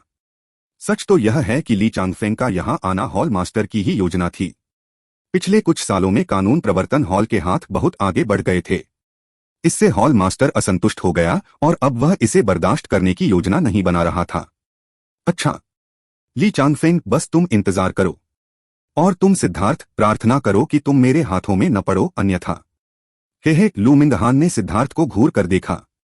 सिद्धार्थ मुस्कुराया और कहा, जल्दी करो और भाग जाओ। धमकियां तुम्हारी गरिमा नहीं दिखाएंगी, इसके बजाय यह तुम्हारी मूर्खता और विश्वासघात को उजागर करेगी। एक कानून प्रवर्तन एल्डर के लिए इतना तुच्छ होना कि व्यक्तिगत कारणों से दाव संप्रदाय के एक अनुयायी को धमकाना, तुम वास्तव में एक कचरा हो। मुझे आश्चर्य है, कानून प्रवर्तन हॉल किस तरह की जगह है जहां तुम जैसे अत्याचारी और स्वार्थी मूर्ख को रखा जा सके।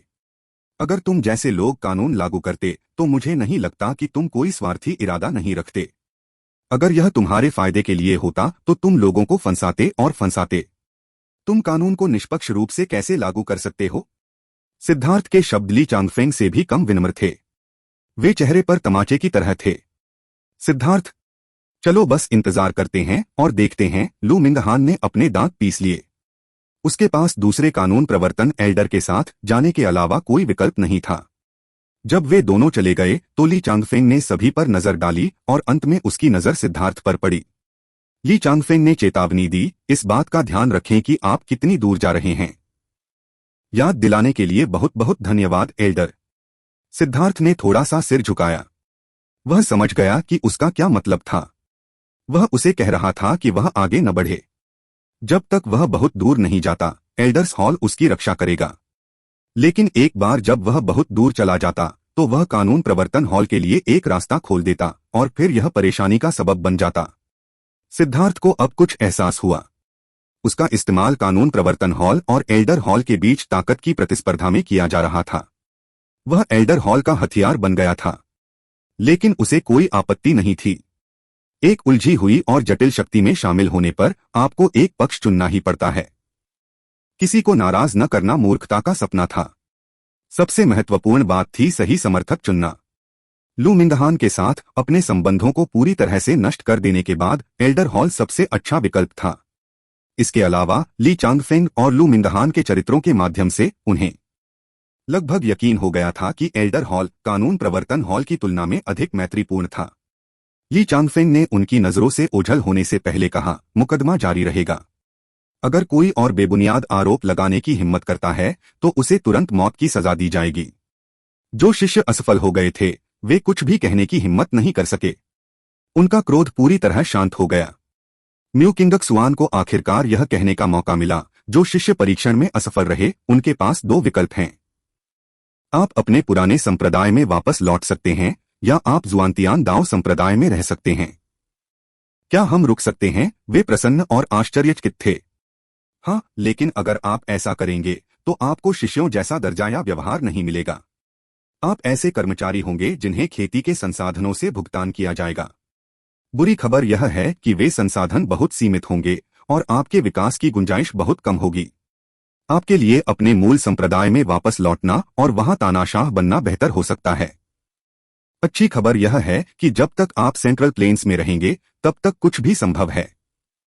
इसलिए अपने आप से पूछें कि क्या आप किसी मौके पर अपनी जान दांव पर लगाने को तैयार हैं। बस इतना ही। कोई न कोई तुम्हें लेने आएगा। तुम यहां रहना चाहते हो या जाना चाहते हो, इस बारे में सोच लो। तुम्हारा भाग्य तुम्हारे ही हाथों में होगा। मू किंगक्सुआन ने उन लोगों को ले लिया जो पास हो गए थे। असफल शिष्यों में से जो बिगड़ गए थे वे कार्यकर्ता के रूप में नहीं रहना चाहते थे। उन्हें लगा कि यह बहुत शर्मनाक है और अपने पुराने घरों में वापस लौटना और शानदार जीवन जीना बेहतर होगा। जो लोग गरीब मूल से आए थे वे यहीं रहना चाहते थे। अगर वे वापस भी आ जाते तो वे अपने स्तर के अत्याचारी नहीं बन पाते। पास होने पर बधाई। मेरे पीछे आओ। जुआनतियान दाओ संप्रदाय में आपका स्वागत है, म्यू किंगक्सुआन ने कहा। विशाल पत्थर का दरवाजा धीरे धीरे खुला। आवाज ने उनके कान के पर्दे हिला दिए। अविश्वसनीय रूप से सघन आध्यात्मिक क्यूई उन पर टूट पड़ी। आध्यात्मिक क्यूई मानो समुद्र की तरह उन पर बरस रही थी। उनके सारे छिद्र खुल गए और लालच से उसे सोखने लगे। सिद्धार्थ को यह देखकर आश्चर्य हुआ कि जुआंटियन दाओ संप्रदाय में आध्यात्मिक क्यूई न केवल सघन थी, बल्कि ऐसा भी लग रहा था कि इसमें कुछ ऐसा था जिसे उसने पहले कभी महसूस नहीं किया था। वह इसका वर्णन करने में असमर्थ था। अपने सामने इस विशाल द्वार को खुला देखकर 100,000 शिष्यों में अतुलनीय उत्साह था। वे म्यू किंगक्सुआन के पीछे अंदर चले गए।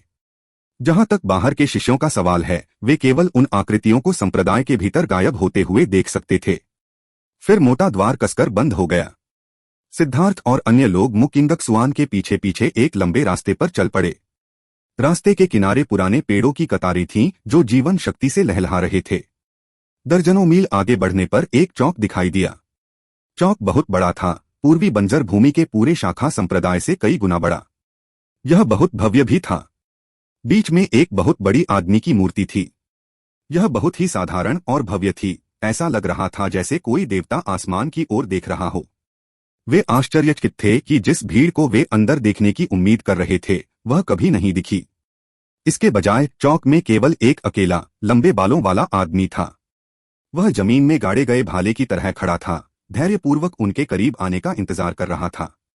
उसकी अभिव्यक्ति बर्फीली थी और उसकी आंखों में हल्के हल्के रोन घूम रहे थे। वहां खड़े होकर उसने अपनी आभा का कोई रिसाव न होने के बावजूद एक अंधकारमय भावना प्रकट की। नमस्कार वरिष्ठ प्रशिक्षु भाई सुमो, म्यू किंगक्सुआन ने थोड़ा झुककर प्रणाम किया। तुम्हारी जूनियर प्रशिक्षु बहन किंगक्सुआन के लिए यह बहुत मुश्किल रहा है। बाकी सब मुझ पर छोड़ दो। सुमो नाम के आदमी ने धनुष वापस कर दिया। उसका लहजा परिष्कृत और विनम्र था, लेकिन थोड़ा ठंडा भी लगा। उसके चारों ओर हवा में एक हल्की हत्या की मंशा व्याप्त थी। यह एक सच्चा विशेषज्ञ है। सिद्धार्थ की पुतलियां सिकुड़ गईं। उसने इस व्यक्ति से बहुत ज्यादा दबाव महसूस किया, एक ऐसा दबाव जो बड़ों से महसूस किए गए दबाव से भी ज्यादा था। हालांकि सिद्धार्थ उसकी आभा को महसूस नहीं कर सकता था, लेकिन वह फाउंडेशन फोर्जिंग क्षेत्र के आध्यात्मिक उतार चढ़ाव को महसूस करने में सक्षम था। हालांकि सिद्धार्थ को लगा कि यह आदमी अविश्वसनीय रूप से शक्तिशाली होना चाहिए, क्योंकि उसकी आत्मा की गहराई में हत्या करने की मंशा छिपी हुई थी। वह एक विशेषज्ञ था जिसने अनगिनत लोगों की हत्या की थी। उसकी हत्या की मंशा उसकी हर कोशिका में व्याप्त थी। यहां तक कि जब वह शांति से बोलता था, तब भी उसकी हत्या की मंशा बाहर आ जाती थी। म्यू किंगक्सुआन ने कहा, तो फिर मैं इसे आप पर छोड़ता हूं। मैं विदा लेता हूं। यह कहकर उसने अपना हाथ हिलाया और सबको वहीं खड़ा छोड़ दिया। सुमो ने उनकी तरफ देखा और अपना सिर हिलाया। उसकी आंखों में एक क्षणभंगुर भावना चमकी, जो कुछ समय के लिए स्पष्ट रूप से देखने के लिए पर्याप्त नहीं थी, लेकिन सिद्धार्थ जानता था कि यह एक तरह की दया थी।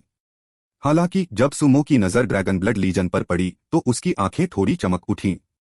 उसकी नजर अचानक सिद्धार्थ पर रुक गई और उसकी आंखें तेज ब्लेड की तरह थीं जो उसके दिल के आर पार देख सकती थीं। अपनी विद्युतीय दृष्टि के बावजूद सिद्धार्थ ने बिना कोई भावना प्रकट किए बस उसकी ओर देखा। सुमो के बर्फीले मुंह पर मुस्कान आ गई। उसने थोड़ा सिर हिलाया। बुरा नहीं है, कम से कम कुछ अच्छे तो हैं। सभी लोग चौंक गए, उन्हें समझ में नहीं आया कि वह क्या कह रहा है। लेकिन उस पर दबाव के कारण वे पूछने की हिम्मत नहीं जुटा पाए। मुझे अपना परिचय देने दीजिए। मैं सुमो हूं, पिछली पीढ़ी का एक शिष्य। 10 साल पहले मैं भी आपकी तरह यहां खड़ा था। आपको देखते हुए मुझे प्रत्याशा और आशा से भरे अनगिनत चेहरे याद आते हैं। हालांकि अब जब 10 साल बीत चुके हैं और मैं एक बार फिर यहां खड़ा हूं, तो उनमें से अधिकांश लोग जमीन के नीचे दफन हो चुके हैं, सुमो ने कहा। उनके चौंकने वाले भावों को अनदेखा करते हुए उन्होंने कहा, सबसे पहले मैं आपको बधाई देता हूं। आप शुरुआती परीक्षणों को पार कर चुके हैं और जुआंटियन दाओ संप्रदाय के शिष्य बन गए हैं। आप में से कुछ ने पास होने के लिए अपनी प्रतिभा पर भरोसा किया और कुछ ने भाग्य पर। लेकिन किसी भी तरह से वे अभी भी आपकी ताकत हैं और दोनों में कुछ भी गलत नहीं है। हालांकि यह केवल पहला कदम है। आपने जो परीक्षण पास किए हैं वे बाहरी संप्रदाय के लिए हैं, इसलिए अभी आप बाहरी संप्रदाय के शिष्य हैं। मेरा मिशन आपको अगले परीक्षण आंतरिक संप्रदाय के लिए परीक्षण की ओर ले जाना है। आंतरिक संप्रदाय का मुकदमा सभी शिष्य उत्साहित थे, खासकर वे शिष्य जो अधिक प्रतिभाशाली थे। वे लगभग इंतजार नहीं कर सकते थे। उन उत्साहित भावों को देखकर सुमो की आंखों में दया बढ़ गई।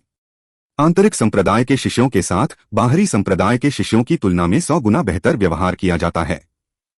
लेकिन मांस के पकौड़े आसमान से नहीं गिरते, और अगर वे गिरते भी हैं तो आपको उन्हें ग्रहण करने के लिए शक्ति की आवश्यकता होगी।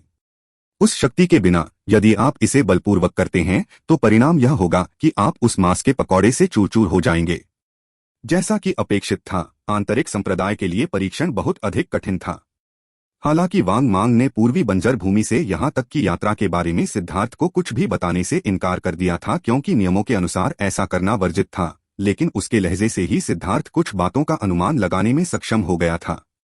सुमो ने आगे कहा, इसे बदसूरत तरीके से कहें तो बाहरी संप्रदाय के शिष्य सिर्फ कुछ उच्च श्रेणी के कार्यकर्ता हैं।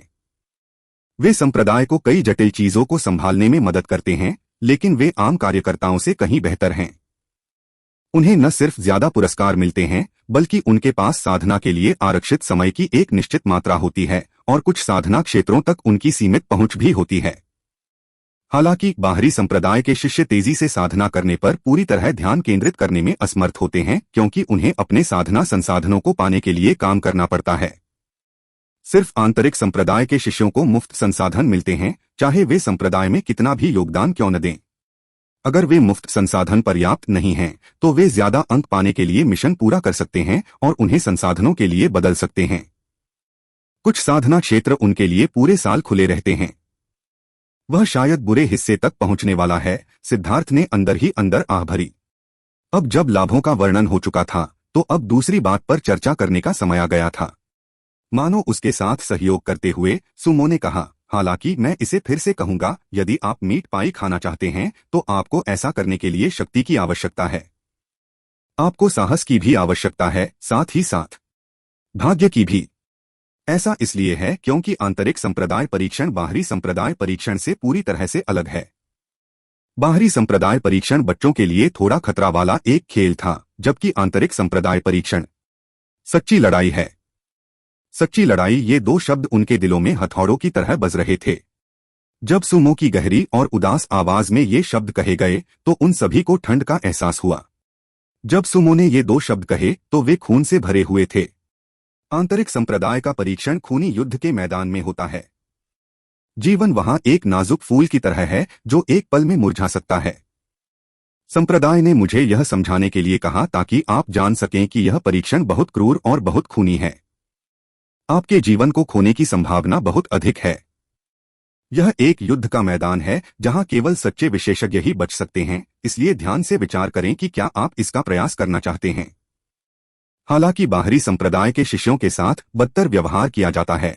अगर आपका प्रदर्शन उत्कृष्ट है तो आपके पास अभी भी आंतरिक संप्रदाय में प्रवेश करने का मौका होगा। लेकिन अगर आप आंतरिक संप्रदाय के परीक्षण में असफल हो जाते हैं तो आपके पास कोई मौका नहीं होगा। उनके शब्द उनके मन में गूंज रहे थे।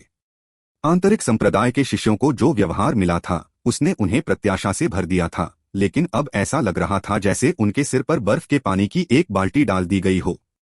यदि आप एक आंतरिक संप्रदाय के शिष्य बनना चाहते हैं तो सबसे पहले आपको अपने जीवन को त्यागने के लिए तैयार रहना होगा। यदि आप ऐसा नहीं कर सकते हैं तो परीक्षण में आपके बचने की संभावना 1000 में से 1 से भी कम है। आपके वरिष्ठ प्रशिक्षु भाई के रूप में मैंने अपने कई साथियों को गिरते देखा है। मैंने मृत्यु के सामने उनके शक्तिहीन संघर्ष को देखा है। एक बार जब आप उस युद्ध के मैदान में प्रवेश करते हैं तो व्यर्थ में यह मत सोचिए कि आपके पक्ष के लोग आपको बचा पाएंगे। यदि लोग आपको बचाने की कोशिश करते हैं तो वे खुद को खतरे में डालेंगे और बचने की अपनी संभावनाओं को कम कर देंगे। इसलिए मैं आप सभी को बहुत स्पष्ट रूप से सलाह दे रहा हूं कि बिना सोचे समझे ऐसा करने की कोशिश न करें। इस पर ध्यान से विचार करें, सुमो ने चेतावनी दी। हवा में तनाव था और ऐसा लग रहा था जैसे कोई पत्थर उनके दिलों पर दबा हुआ है। वे मौत की तरह खामोश थे और कुछ लोग लगभग सांस लेने में असमर्थ थे। वे एक आंतरिक संप्रदाय के अनुयायी होने के उत्साह के साथ साथ मृत्यु के खतरे का भी सामना कर रहे थे। वे इस निर्णय को लेकर संघर्ष कर रहे थे। सिद्धार्थ ने आह भरी। सुमो दयालु था। ये ग्रीनहाउस फूल एक बार असली युद्ध के मैदान में प्रवेश करने पर निश्चित रूप से झुंड में मर जाएंगे। इसके लिए उन्हें दोषी नहीं ठहराया जा सकता। इसके लिए केवल उनके संप्रदायों को दोषी ठहराया जा सकता था जो यह नहीं समझते थे कि लोगों को लाड़ प्यार नहीं दिया जा सकता। अब उनके शिष्यों के सामने एक कठिन निर्णय था। मैंने जो कुछ भी कहना था कह दिया है। आप क्या चुनते हैं यह आप पर निर्भर है। यदि आप आंतरिक संप्रदाय परीक्षण में भाग लेना चाहते हैं तो आगे बढ़े। यदि आप नहीं चाहते हैं तो पीछे हट जाएं, सुमो ने कहा। उनकी बात मानकर अधिकांश लोग आगे बढ़ गए। केवल कुछ ही लोग पीछे हटे। वे लोग सबसे कमजोर थे, साथ ही सबसे चतुर भी। वे बाहरी संप्रदाय के शिष्य बनकर ही संतुष्ट महसूस करते थे। पीछे हटने वालों में से अधिकांश तीसरे दर्जे के सेलेस्टियल थे। उनमें से कई ऐसे थे जिन्होंने जुआंटियन सीढ़ी पर अंत तक कड़ा संघर्ष किया था और केवल भाग्य के कारण ही पास हुए थे। बस उस प्रारंभिक परीक्षण ने उन्हें शक्तिहीन बना दिया था, इसलिए उन्हें अगले के लिए कोई उम्मीद नहीं थी। पूर्ण बहुमत आगे बढ़ गया, जबकि एक छोटा हिस्सा पीछे हट गया। एक छोटा हिस्सा ऐसा भी था जो अभी भी हिचकिचा रहा था। उनकी प्रतिभा खराब नहीं थी और वे औसत से अधिक मजबूत थे। वे हार मानने को तैयार नहीं थे, लेकिन फिर उन्होंने सोचा कि जुआंटियन सीढ़ी चढ़ना कितना मुश्किल था। अगली परीक्षा और भी क्रूर और कठिन होगी। सुमो ने उन्हें जल्दी नहीं की, बस शांति से उनके फैसले का इंतजार किया। जो कुछ वे अनुभव कर रहे थे वह उसने भी अनुभव किया था, इसलिए वह जरा भी अधीर नहीं था। आखिरकार 1 घंटे के बाद सभी ने अपना फैसला कर लिया। 20,000 लोगों ने हार मान ली और 80,000 लोगों ने आंतरिक संप्रदाय के परीक्षण को जारी रखने का फैसला किया। यह देखकर कि बहुत से लोग अभी भी आंतरिक संप्रदाय परीक्षण में भाग लेना चाहते थे, सुमो की आंखों में एक असहाय भाव दिखाई दिया। लेकिन उसने कुछ नहीं कहा। लोग जल्दी से उन शिष्यों को ले जाने के लिए आए जिन्होंने हार मान ली थी। उन्हें अपने निवास और पद स्थापित करने चाहिए। एक बार जब बाहरी संप्रदाय के शिष्यों को ले जाया गया तो सुमो ने कहा, चूंकि आपने आंतरिक संप्रदाय के मुकदमे में भाग लेने का फैसला किया है, इसलिए आपके वरिष्ठ प्रशिक्षु भाई के रूप में मैं केवल आपको शुभकामनाएं दे सकता हूं। लेकिन मुकदमे से पहले आपको कुछ लोगों से मिलना होगा। शायद वे युद्ध के मैदान में आपकी जान बचा सकें। उनके पैरों के नीचे फर्श की टाइलों पर अनगिनत रून चमक उठे। उनके आसपास की जगह मुड़ गई और वे अचानक एक अंधेरे और नम वातावरण में प्रकट हुए। सभी को लगा कि वे एक अंधेरे और नमी भरे वातावरण में पहुंच गए हैं। हवा में क्षय और मृत्यु का माहौल व्याप्त है। वे सदमे में उछल पड़े। इससे पहले कि वे अपने आसपास की स्थिति को ठीक से देख पाते, वे अपने सामने खड़े लोगों के समूह को देखकर बुरी तरह हिल गए। वहां लोगों का एक समूह था जो उन्हें घूर रहा था। एक मोटे अनुमान के अनुसार उनकी संख्या 3 लाख से अधिक थी। उनमें पुरुष और महिलाएं दोनों थे और वे सभी युवा थे। हालांकि वे समुद्र विस्तार विशेषज्ञ भी थे, लेकिन वहां खड़े होने मात्र से ही वे भारी दबाव छोड़ रहे थे। वे अचल पर्वतों की तरह थे। सच्चे विशेषज्ञ सिद्धार्थ का दिल भी कांप उठा। इन लोगों की आभा सिर्फ शिखर तक ही सीमित नहीं थी, बल्कि उनकी आंखें ब्लेड जैसी थीं। ये लोग 3 बाहरी क्षेत्रों के शिष्यों से बिल्कुल अलग थे। वे असली विशेषज्ञ थे जिन्होंने पहले भी खून देखा था। उनमें से कई लोगों ने सिद्धार्थ को भी भारी दबाव का एहसास कराया। इससे उसे कुछ समझ में आया। मैं आपको परिचय कराता हूं। आपके सामने जो लोग हैं वे आपकी ही पीढ़ी के शिष्य हैं। हालांकि वे सेंट्रल प्लेन्स से आए शिष्य हैं, सुमो ने कहा। इससे चारों क्षेत्रों के शिष्यों को झटका लगा। हालांकि उन्होंने बहुत पहले से ही खुद को तैयार कर लिया था, फिर भी उनके अनुमान की पुष्टि होने से उन्हें झटका लगा। ऐसा इसलिए था क्योंकि भले ही वे सभी सी एक्सपेंशन में थे, लेकिन वे इन लोगों से भारी दबाव को स्पष्ट रूप से महसूस कर सकते थे। एक ऐसा दबाव जिससे उनके लिए सांस लेना मुश्किल हो गया था। वे निश्चित रूप से एक ही स्तर पर नहीं थे। सेंट्रल प्लेन्स के शिष्यों ने अन्य 4 क्षेत्रों के हैरान शिष्यों को देखा। उनकी आंखों में अलग अलग भावनाएं दिखाई दीं। कुछ उत्सुक थे, कुछ तिरस्कारपूर्ण थे और कुछ बर्फीले थे। चारों क्षेत्रों के शिष्यों को समझ में नहीं आ रहा था कि क्या सोचें। उन जटिल अभिव्यक्तियों को देखते हुए सुमो ने कहा, मुझे यकीन है कि आप बहुत दबाव महसूस करते हैं, लेकिन आपको हीन महसूस करने की जरूरत नहीं है। यह आपकी गलती नहीं है, यह आपके संप्रदायों की गलती है। उच्चतम परिणाम प्राप्त करने के लिए आपके संप्रदायों ने शिष्यों की मात्रा पर ध्यान केंद्रित किया, गुणवत्ता की थोड़ी उपेक्षा की। इस प्रकार आपकी शक्ति थोड़ी खाली है। यह भी जुआंटियन दाओ संप्रदाय की प्रथाओं के कारण है। संप्रदाय इस बात के अनुसार संसाधन भेजता है कि शाखा संप्रदाय कितने शिष्यों को परीक्षण में भाग लेने के लिए भेज सकता है। इसलिए यह सुनिश्चित करने के बाद कि आप मोटे और मोटे हैं, उन्होंने आपको भेज दिया। क्योंकि उन्हें हारने की चिंता थी, उन्होंने आपको 100 तरीकों से लाड़ प्यार किया, आपको जीवन और मृत्यु की लड़ाई में भाग लेने नहीं दिया। यदि आप ऐसे हथियार हैं जो भंडारण में सड़ गए हैं, तो ये सेंट्रल प्लेन्स के शिष्य ऐसे हथियार हैं जो अनगिनत बदलावों से गुजरे हैं और अपनी रोशनी छोड़ना शुरू कर दिया है। सुमो के ठंडे और स्पष्ट शब्दों को सुनकर सिद्धार्थ मदद नहीं कर सका, लेकिन सिर हिला दिया। सुमो एक सच्चे विशेषज्ञ होने के योग्य था। उसकी दृष्टि तेज थी और वह जो चाहे कहने की हिम्मत रखता था। इन शिष्यों के सामने उसने जुआनतियान दाओ संप्रदाय की प्रथाओं की आलोचना करने का साहस किया। इसके लिए एक निश्चित मात्रा में साहस की आवश्यकता थी। इसके अलावा उनके शब्द बिल्कुल सही थे। पूर्वी बंजर भूमि के अलावा अन्य 4 क्षेत्र बहुत शांतिपूर्ण थे। स्वाभाविक रूप से उन्हें अपने जीवन को जोखिम में डालने की आवश्यकता नहीं होगी। पूर्वी बंजर भूमि के लिए इसके अलावा कोई रास्ता नहीं था। धार्मिक और भ्रष्ट मार्गों के बीच लड़ाई के दौरान कई अच्छे अंकुर गिर गए। यहां तक कि पूरे संप्रदायों पर भी हमला किया जा सकता था, इसलिए उनके शिष्यों के जीवन को बचाने का कोई तरीका नहीं था। पूर्वी बंजर भूमि के अनुयायियों के पास अपनी जान जोखिम में डालने के अलावा कोई विकल्प नहीं था, क्योंकि अगर वे ऐसा नहीं करते तो उनका जीवन खत्म हो जाता। लेकिन अन्य 3 क्षेत्रों में स्थिति बहुत अच्छी थी और उनके पास अपनी जान जोखिम में डालने का कोई कारण नहीं था। अब जब सुमो ने यह कहा तो तीनों क्षेत्रों के शिष्यों को गुस्सा आने लगा। उन्हें लगा कि उनके संप्रदायों ने उनके विकास को सीमित कर दिया है। लेकिन आपको शिकायत नहीं करनी चाहिए। शिकायत करना हमेशा कमजोर लोगों की असहायता का प्रदर्शन है। ताकतवर लोग इसलिए मजबूत बनते हैं क्योंकि वे हमेशा मजबूत बनने के लिए अपने स्वयं के कारण खोजते रहते हैं। कमजोर लोग इसलिए कमजोर बनते हैं क्योंकि वे हमेशा अपने आलस्य के लिए बहाने खोजते रहते हैं। कड़ी मेहनत में कभी देर नहीं होती और जुआनतियान दाओ संप्रदाय में जब तक आप प्रतिभाशाली हैं और अपनी पूरी मेहनत करते हैं, आप अंततः अपना प्रकाश जारी करने में सक्षम होंगे। हालांकि आपके पिछले आलस्य और शांति ने आपकी किस्मत को खत्म कर दिया है। अब जब आपने आंतरिक संप्रदाय परीक्षण में भाग लेने का फैसला किया है तो स्वर्ग आपका सारा कर्ज ले लेगा। मैंने आपको भाग न लेने की सलाह देने की कोशिश की, लेकिन आप सभी ने फिर भी इसे आजमाने का फैसला किया। मुझे नहीं पता कि मुझे आपकी हिम्मत की तारीफ करनी चाहिए या आपकी मूर्खता की।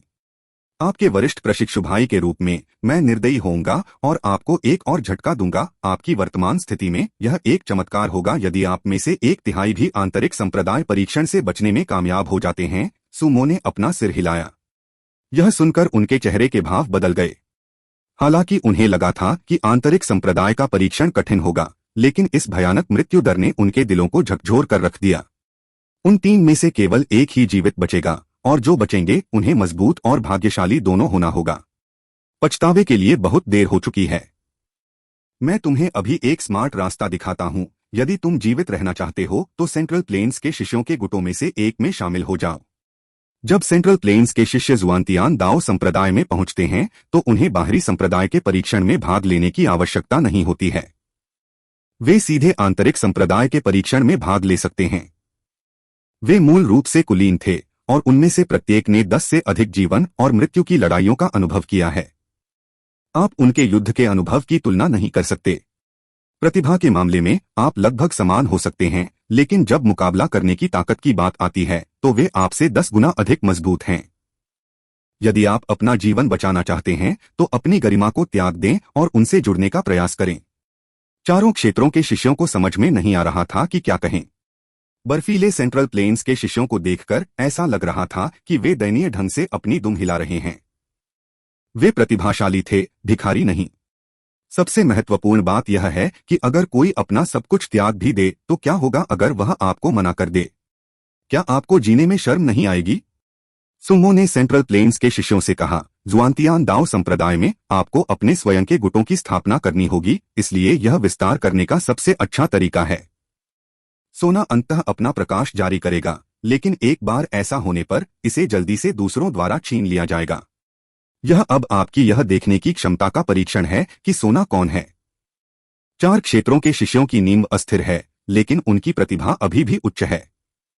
उन्होंने जुआनतियान सीढ़ी पार कर ली है, इसलिए उनकी इच्छा शक्ति भी काफी दृढ़ है। वे वास्तव में आपसे कमतर नहीं हैं, उन्हें बस ऊपर उठने का अवसर नहीं मिल रहा है। इसलिए चाहे आप भर्ती कर रहे हों या शामिल हो रहे हों, यह आपके लिए एक अच्छा अवसर है। इसे खुद ही पकड़ो। वरिष्ठ प्रशिक्षु भाई सुमो, क्या हम अपना गुट बना सकते हैं? हमारे पास दूसरों की रक्षा करने की शक्ति है, यान मोचेन ने कहा। उसी समय हान युनशान और वेई चांगहाई भी उनके साथ खड़े थे। उनके पीछे पीछे काफी संख्या में शिष्य भी चल रहे थे। सिद्धार्थ ने अपना सिर हिलाया। यान मोचेन का इरादा स्पष्ट था, रैंक 5 के सेलेस्टियल के रूप में वह निश्चित रूप से किसी के सामने अपना सिर नहीं झुकाएगा। वह हान युनशान और वेई चांगहाई के साथ मिलकर अपना गुट बनाना चाहता था। छी, तुम्हारी थोड़ी सी शक्ति से सिर्फ अपनी रक्षा करना ही काफी मुश्किल होगा। दूसरों की रक्षा करने की शक्ति तुम्हारे पास कैसे है? सेंट्रल प्लेन्स के शिष्यों में से एक लंबा और दुबला-पतला आदमी अचानक बाहर आया। जैसे ही उसने ऐसा किया, अन्य 4 क्षेत्रों के शिष्य चौंक गए। उससे कोई उतार चढ़ा नहीं आ रहा था, लेकिन उसके चारों ओर का स्थान लगातार घूम रहा था। स्वर्ग और पृथ्वी ऐसे लहरा रहे थे जैसे वह पानी में खड़ा हो। उसके चारों ओर कुछ धुंधली रूनियां टिमटिमा रही थीं, लेकिन यह जानबूझकर या सचेत रूप से नहीं था। स्वर्ग और पृथ्वी के साथ विलय का क्षेत्र? हान युनशान, यान मोचेन और वेई चांगहाई सभी चौंक गए। दूसरों को शायद पता न हो, लेकिन वे जानते थे कि यह एक ऐसा स्तर था जो तभी संभव था जब किसी के स्वर्गीय दाव रूनों को एक शिखर पर संघनित किया गया हो। उनके रूनों का एक हिस्सा स्वर्ग और पृथ्वी के साथ विलीन हो जाएगा। यह एक ऐसा क्षेत्र था जहां पहुंचने की योग्यता केवल जन्मजात 5वें दर्जे के सेलेस्टियल्स के पास थी। और भले ही वे तीनों जन्मजात 5वें दर्जे के सेलेस्टियल्स थे, लेकिन अपने स्वर्गीय दाओरन को स्वर्ग और पृथ्वी के साथ मिलाने के क्षेत्र तक पहुंचना केवल प्रतिभा की बात नहीं थी, इसके लिए समझ की भी आवश्यकता थी। सही है। यदि कोई दिव्य प्राणी स्वर्ग और पृथ्वी के साथ विलय के दायरे तक भी नहीं पहुंचा है, तो वे एक शौकिया दिव्य प्राणी से अधिक कुछ नहीं हैं। केवल एक बार जब आप इस दायरे में पहुंच जाते हैं, तो आप केवल एक विचार के साथ स्वर्गीय दाव ऊर्जा को नियंत्रित कर सकते हैं। आप अभी भी इस बिंदु से बहुत दूर हैं, उस आदमी ने कहा। लेकिन भले ही मैं उस क्षेत्र तक नहीं पहुंचा हूं, यह सिर्फ समय की बात है। भले ही मेरे पास वह क्षमता न हो, मैं अभी भी रैंक 5 का दिव्य हूं। मेरे पास खुद की रक्षा करने की शक्ति है, साथ ही दूसरों की रक्षा करने की भी शक्ति है, यान मोचेन ने रोते हुए कहा। क्या ऐसा है? तो चलो इसका परीक्षण करते हैं। मैं तुम्हारा प्रतिद्वंद्वी बनूंगा। देखो कि क्या तुम अपनी रक्षा कर सकते हो। ऐसा कहने के बाद किसी ने भी उसे अपने घुटने मोड़ते या पैर उठाते नहीं देखा, इससे पहले कि वह एक प्रेत की तरह आगे बढ़ता।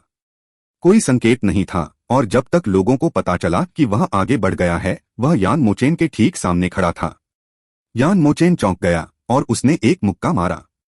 उसकी पृथ्वी रून ने उसकी मुट्ठी को ढक दिया, और अभी भी आश्वस्त महसूस नहीं करते हुए उसने अपने महान मिट्टी के कवच को बुलाया। आश्चर्य की बात यह है कि जब यान मोचेन की मुट्ठी उस दुबले पतले आदमी के शरीर पर पड़ी तो उसका शरीर एक पल में फट गया। क्या गति! सिद्धार्थ की आंखें सिकुड़ गईं। शायद दूसरों ने नहीं देखा था, लेकिन जिस क्षण वह आदमी यान मोचेन की मुट्ठी से मारा जाने वाला था, उसके पैरों ने एक अजीब कदम उठाया था और वह गायब हो गया था। दूसरों को ऐसा लगा कि यान मोचेन की मुक्का से उसका शरीर नष्ट हो गया है, लेकिन वह बहुत तेज था। जो मारा गया वह बस एक आभास था। यान मोचेन की गर्दन पर बर्फीली तलवार दबा दी गई, जिसकी तीखी धार आसानी से यान मोचेन के रूनिक कवच को भेदती हुई निकल गई। तलवार से धीरे धीरे खून रिसने लगा। एक पल के लिए सब लोग मौत की तरह खामोश हो गए। यान मोचेन के पीछे से एक ठंडी आवाज गूंजी। अब मुझे बताओ, तुम अपनी सुरक्षा कैसे करोगे? दूसरों की तो बात ही छोड़ो। उसकी आवाज सभी के कानों में गूंज उठी और उसकी तलवार से खून बूंद बूंद करके टपकने लगा, जिससे सभी को मौत की गंध महसूस हुई। यह लंबा दुबला-पतला आदमी बहुत भयानक था। यान मोचेन जैसा ताकतवर व्यक्ति भी उसका एक भी वार झेल नहीं सकता था। अगर वह उसे मारना चाहता तो उसका सिर पहले ही जमीन पर लुढ़क जाता। यह सब इतना अचानक हुआ था कि ऐसा लगा जैसे यह शुरू होने से पहले ही खत्म हो गया हो। चारों क्षेत्रों के शिष्यों को ठंड का एहसास हुआ। शक्ति में अंतर बहुत ज्यादा था। सेंट्रल प्लेन्स के शिष्य बस उदासीनता से देखते रहे, मानो उन्हें बहुत पहले से ऐसी बात की उम्मीद थी। उनमें से कई की आंखों में हल्का सा उपहास था। सुमो ने एक शब्द भी नहीं कहा। सब कुछ उसकी उम्मीदों के अनुरूप था। कितना शक्तिशाली!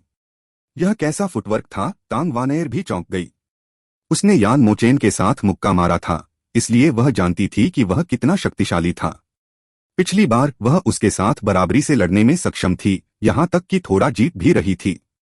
लेकिन वह उसके कम से कम युद्ध के अनुभव का फायदा उठा रही थी और उसकी चालों के बीच के अंतराल का उपयोग कर रही थी।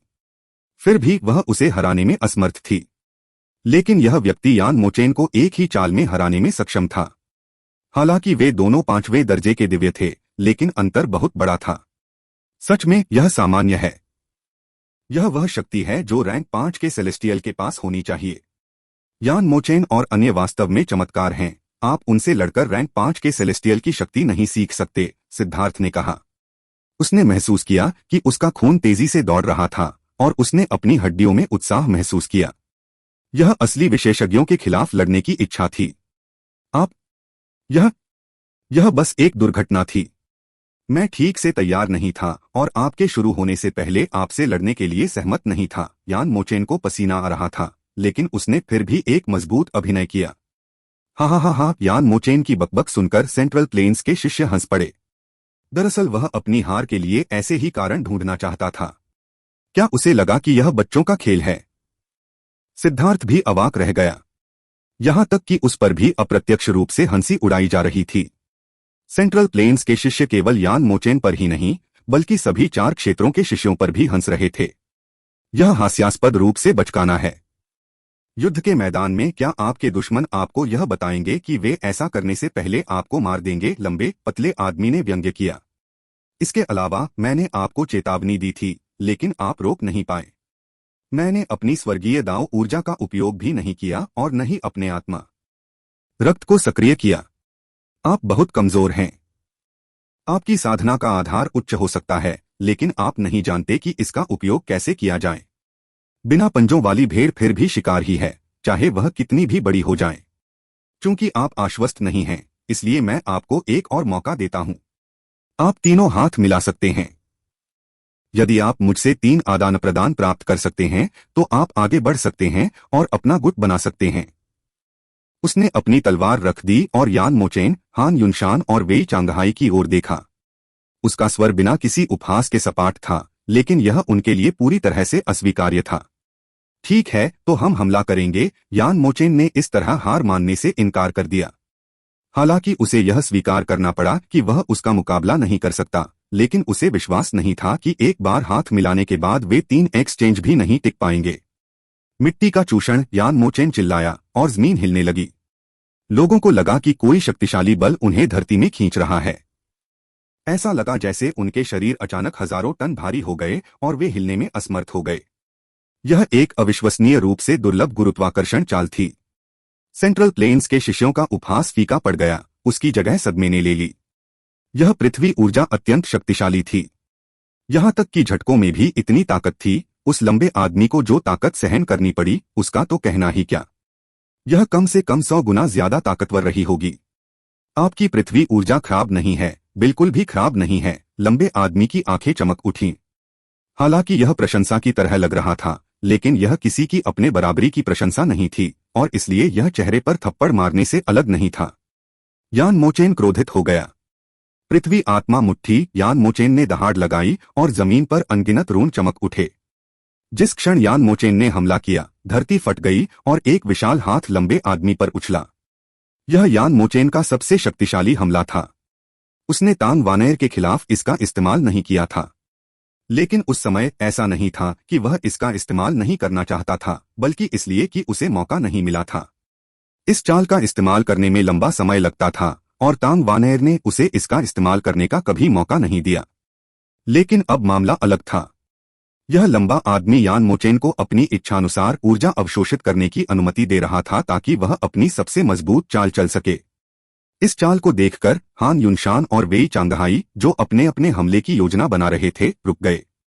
उन्हें डर था कि वे अपने प्रतिद्वंद्वी को मार देंगे और यह परेशानी का सबब बन जाएगा। धमाका! अचानक स्वर्ग और पृथ्वी कांप उठे और हर कोई लड़खड़ा गया, लगभग गिरने लगा। यान मोचेन की मुट्ठी एक रूनिक अवरोध से टकरा गई थी, जिससे वह थोड़ा हिल गया था।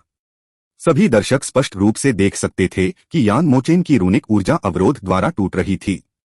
लंबा आदमी अवरोध के भीतर खड़ा था, उदासीनता से यान मोचेन को देख रहा था। कमीने, टूट जा! यान मोचेन दहाड़ा। उसके चारों ओर की धरती पहले से भी ज्यादा जोर से कांप उठी। अनंत पृथ्वी ऊर्जा उसकी ओर उमड़ पड़ी। क्या बेवकूफ है! ऐसा लगता है जैसे वह पानी डालकर बैग को विस्फोट करने की कोशिश कर रहा है, लेकिन बैग में छेद हैं। चाहे वह कितना भी पानी डाले, यह बेकार है। ली क्यूग सोम मिंगयुआन, उससे कुछ मत सीखो, सिद्धार्थ ने कहा। चिंता मत करो बॉस, हमारे पास दिमाग है, उन दोनों ने कहा, उनके और यान मोचेन के बीच सबसे बड़ा अंतर व्यक्त करते हुए। ठंडी बर्फ स्लैश जल ड्रैगन हमला। हान युनशान और वेई चांगहाई ने देखा कि उनकी उम्मीदें विफल हो गईं और उन्होंने भी अपने सबसे मजबूत हमले शुरू कर दिए। उनके दोनों हमले अविश्वसनीय रूप से शक्तिशाली थे। एक विशाल जल ड्रैगन और बर्फ ब्लेड बेरहमी से बाधा पर गिर गए। पीछे हट जाओ, लंबे आदमी ने एक हाथ आगे बढ़ाया। अचानक एक भयानक शक्ति फूट पड़ी और आकाश में रून भर गए। धमाका। 3 आकृतियां खून की उल्टी करती हुई पीछे की ओर उड़ी। यान मोचेन, वेई चांगहाई और हान युनशान एक ही हमले में पीछे हट गए। जहां तक उस लंबे आदमी की बात है, वह अभी भी अपनी मूल मुद्रा में था और उसका हाथ फैला हुआ था। उसका शरीर बिल्कुल भी नहीं हिला था। वह इतना भयानक कैसे हो सकता है? वह बिना किसी प्रयास के उन तीनों को उड़ा सकता है? गो रैन ने पूछा। सभी लोग हैरान थे। क्या वाकई इतना बड़ा अंतर था? 3 चोटी के विशेषज्ञों ने हाथ मिलाया, लेकिन अपने प्रतिद्वंद्वी को हिला भी नहीं पाए। उनके आत्मविश्वास पर यह आघात कुछ ज्यादा ही जोरदार था। उसने जो इस्तेमाल किया वह तकनीक थी। उसके रून बहुत खास हैं और उसने यान मोचेन की रून ऊर्जा को उसके ध्यान में आए बिना ही अवशोषित कर लिया। वह अपने प्रतिद्वंद्वी की ऊर्जा को अवशोषित करने और उसे गुप्त रूप से अपनी शक्ति में बदलने में सक्षम होने के लिए बहुत शक्तिशाली है। जब तक वे इसे महसूस करते हैं, तब तक बहुत देर हो चुकी होती है। यह ऐसा है जैसे उन्होंने खुद को हरा दिया हो। यह ऊर्जा बचाता है, यह प्रभावी है और यह सरल है। लड़ाई में आपके द्वारा बचाई गई प्रत्येक छोटी ऊर्जा आपको बचने की अधिक संभावना देती है। इसलिए यह व्यक्ति निश्चित रूप से एक विशेषज्ञ है, सिद्धार्थ ने कहा। यह व्यक्ति शक्तिशाली था और उसे युद्ध का भरपूर अनुभव था। यान मोचेन और अन्य ग्रीन हाउस फूलों की तुलना में वह संभवतः 10 गुना अधिक शक्तिशाली था। केवल महान शक्ति के साथ, लेकिन इसका उपयोग करने का कोई तरीका नहीं होने के कारण आप अपने दुश्मनों के लिए अपने जीवन को बर्बाद कर देंगे। अब जब हमने वार पलटवार किया है, तो मैं कह सकता हूं कि आप आगामी परीक्षण में खुद की रक्षा करने में सक्षम हो सकते हैं, लेकिन दूसरों की रक्षा करना एक मजा होगा। आप बस उन्हें मरने का कारण बनेंगे। यदि आप मेरे गुट में शामिल हो जाते हैं, तो मैं आपको अपना सहायक बना सकता हूं और आपको वह सिखा सकता हूं जो मैंने अपने जीवन और मृत्यु के युद्धों के वर्षों के दौरान सीखा है। आप कम से कम समय में सच्चे विशेषज्ञ बनने में सक्षम होंगे, लंबे आदमी ने कहा। क्या रूटीन था? पहले तो उसने उन्हें थप्पड़ मारा, फिर उन्हें लुभाने के लिए कैंडी निकाली। सिद्धार्थ भावुक होने से खुद को नहीं रोक सका। चेहरे पर पड़े उस थप्पड़ से उन तीनों को लाभ भी हुआ। उनके अंदर का अहंकार खत्म हो गया।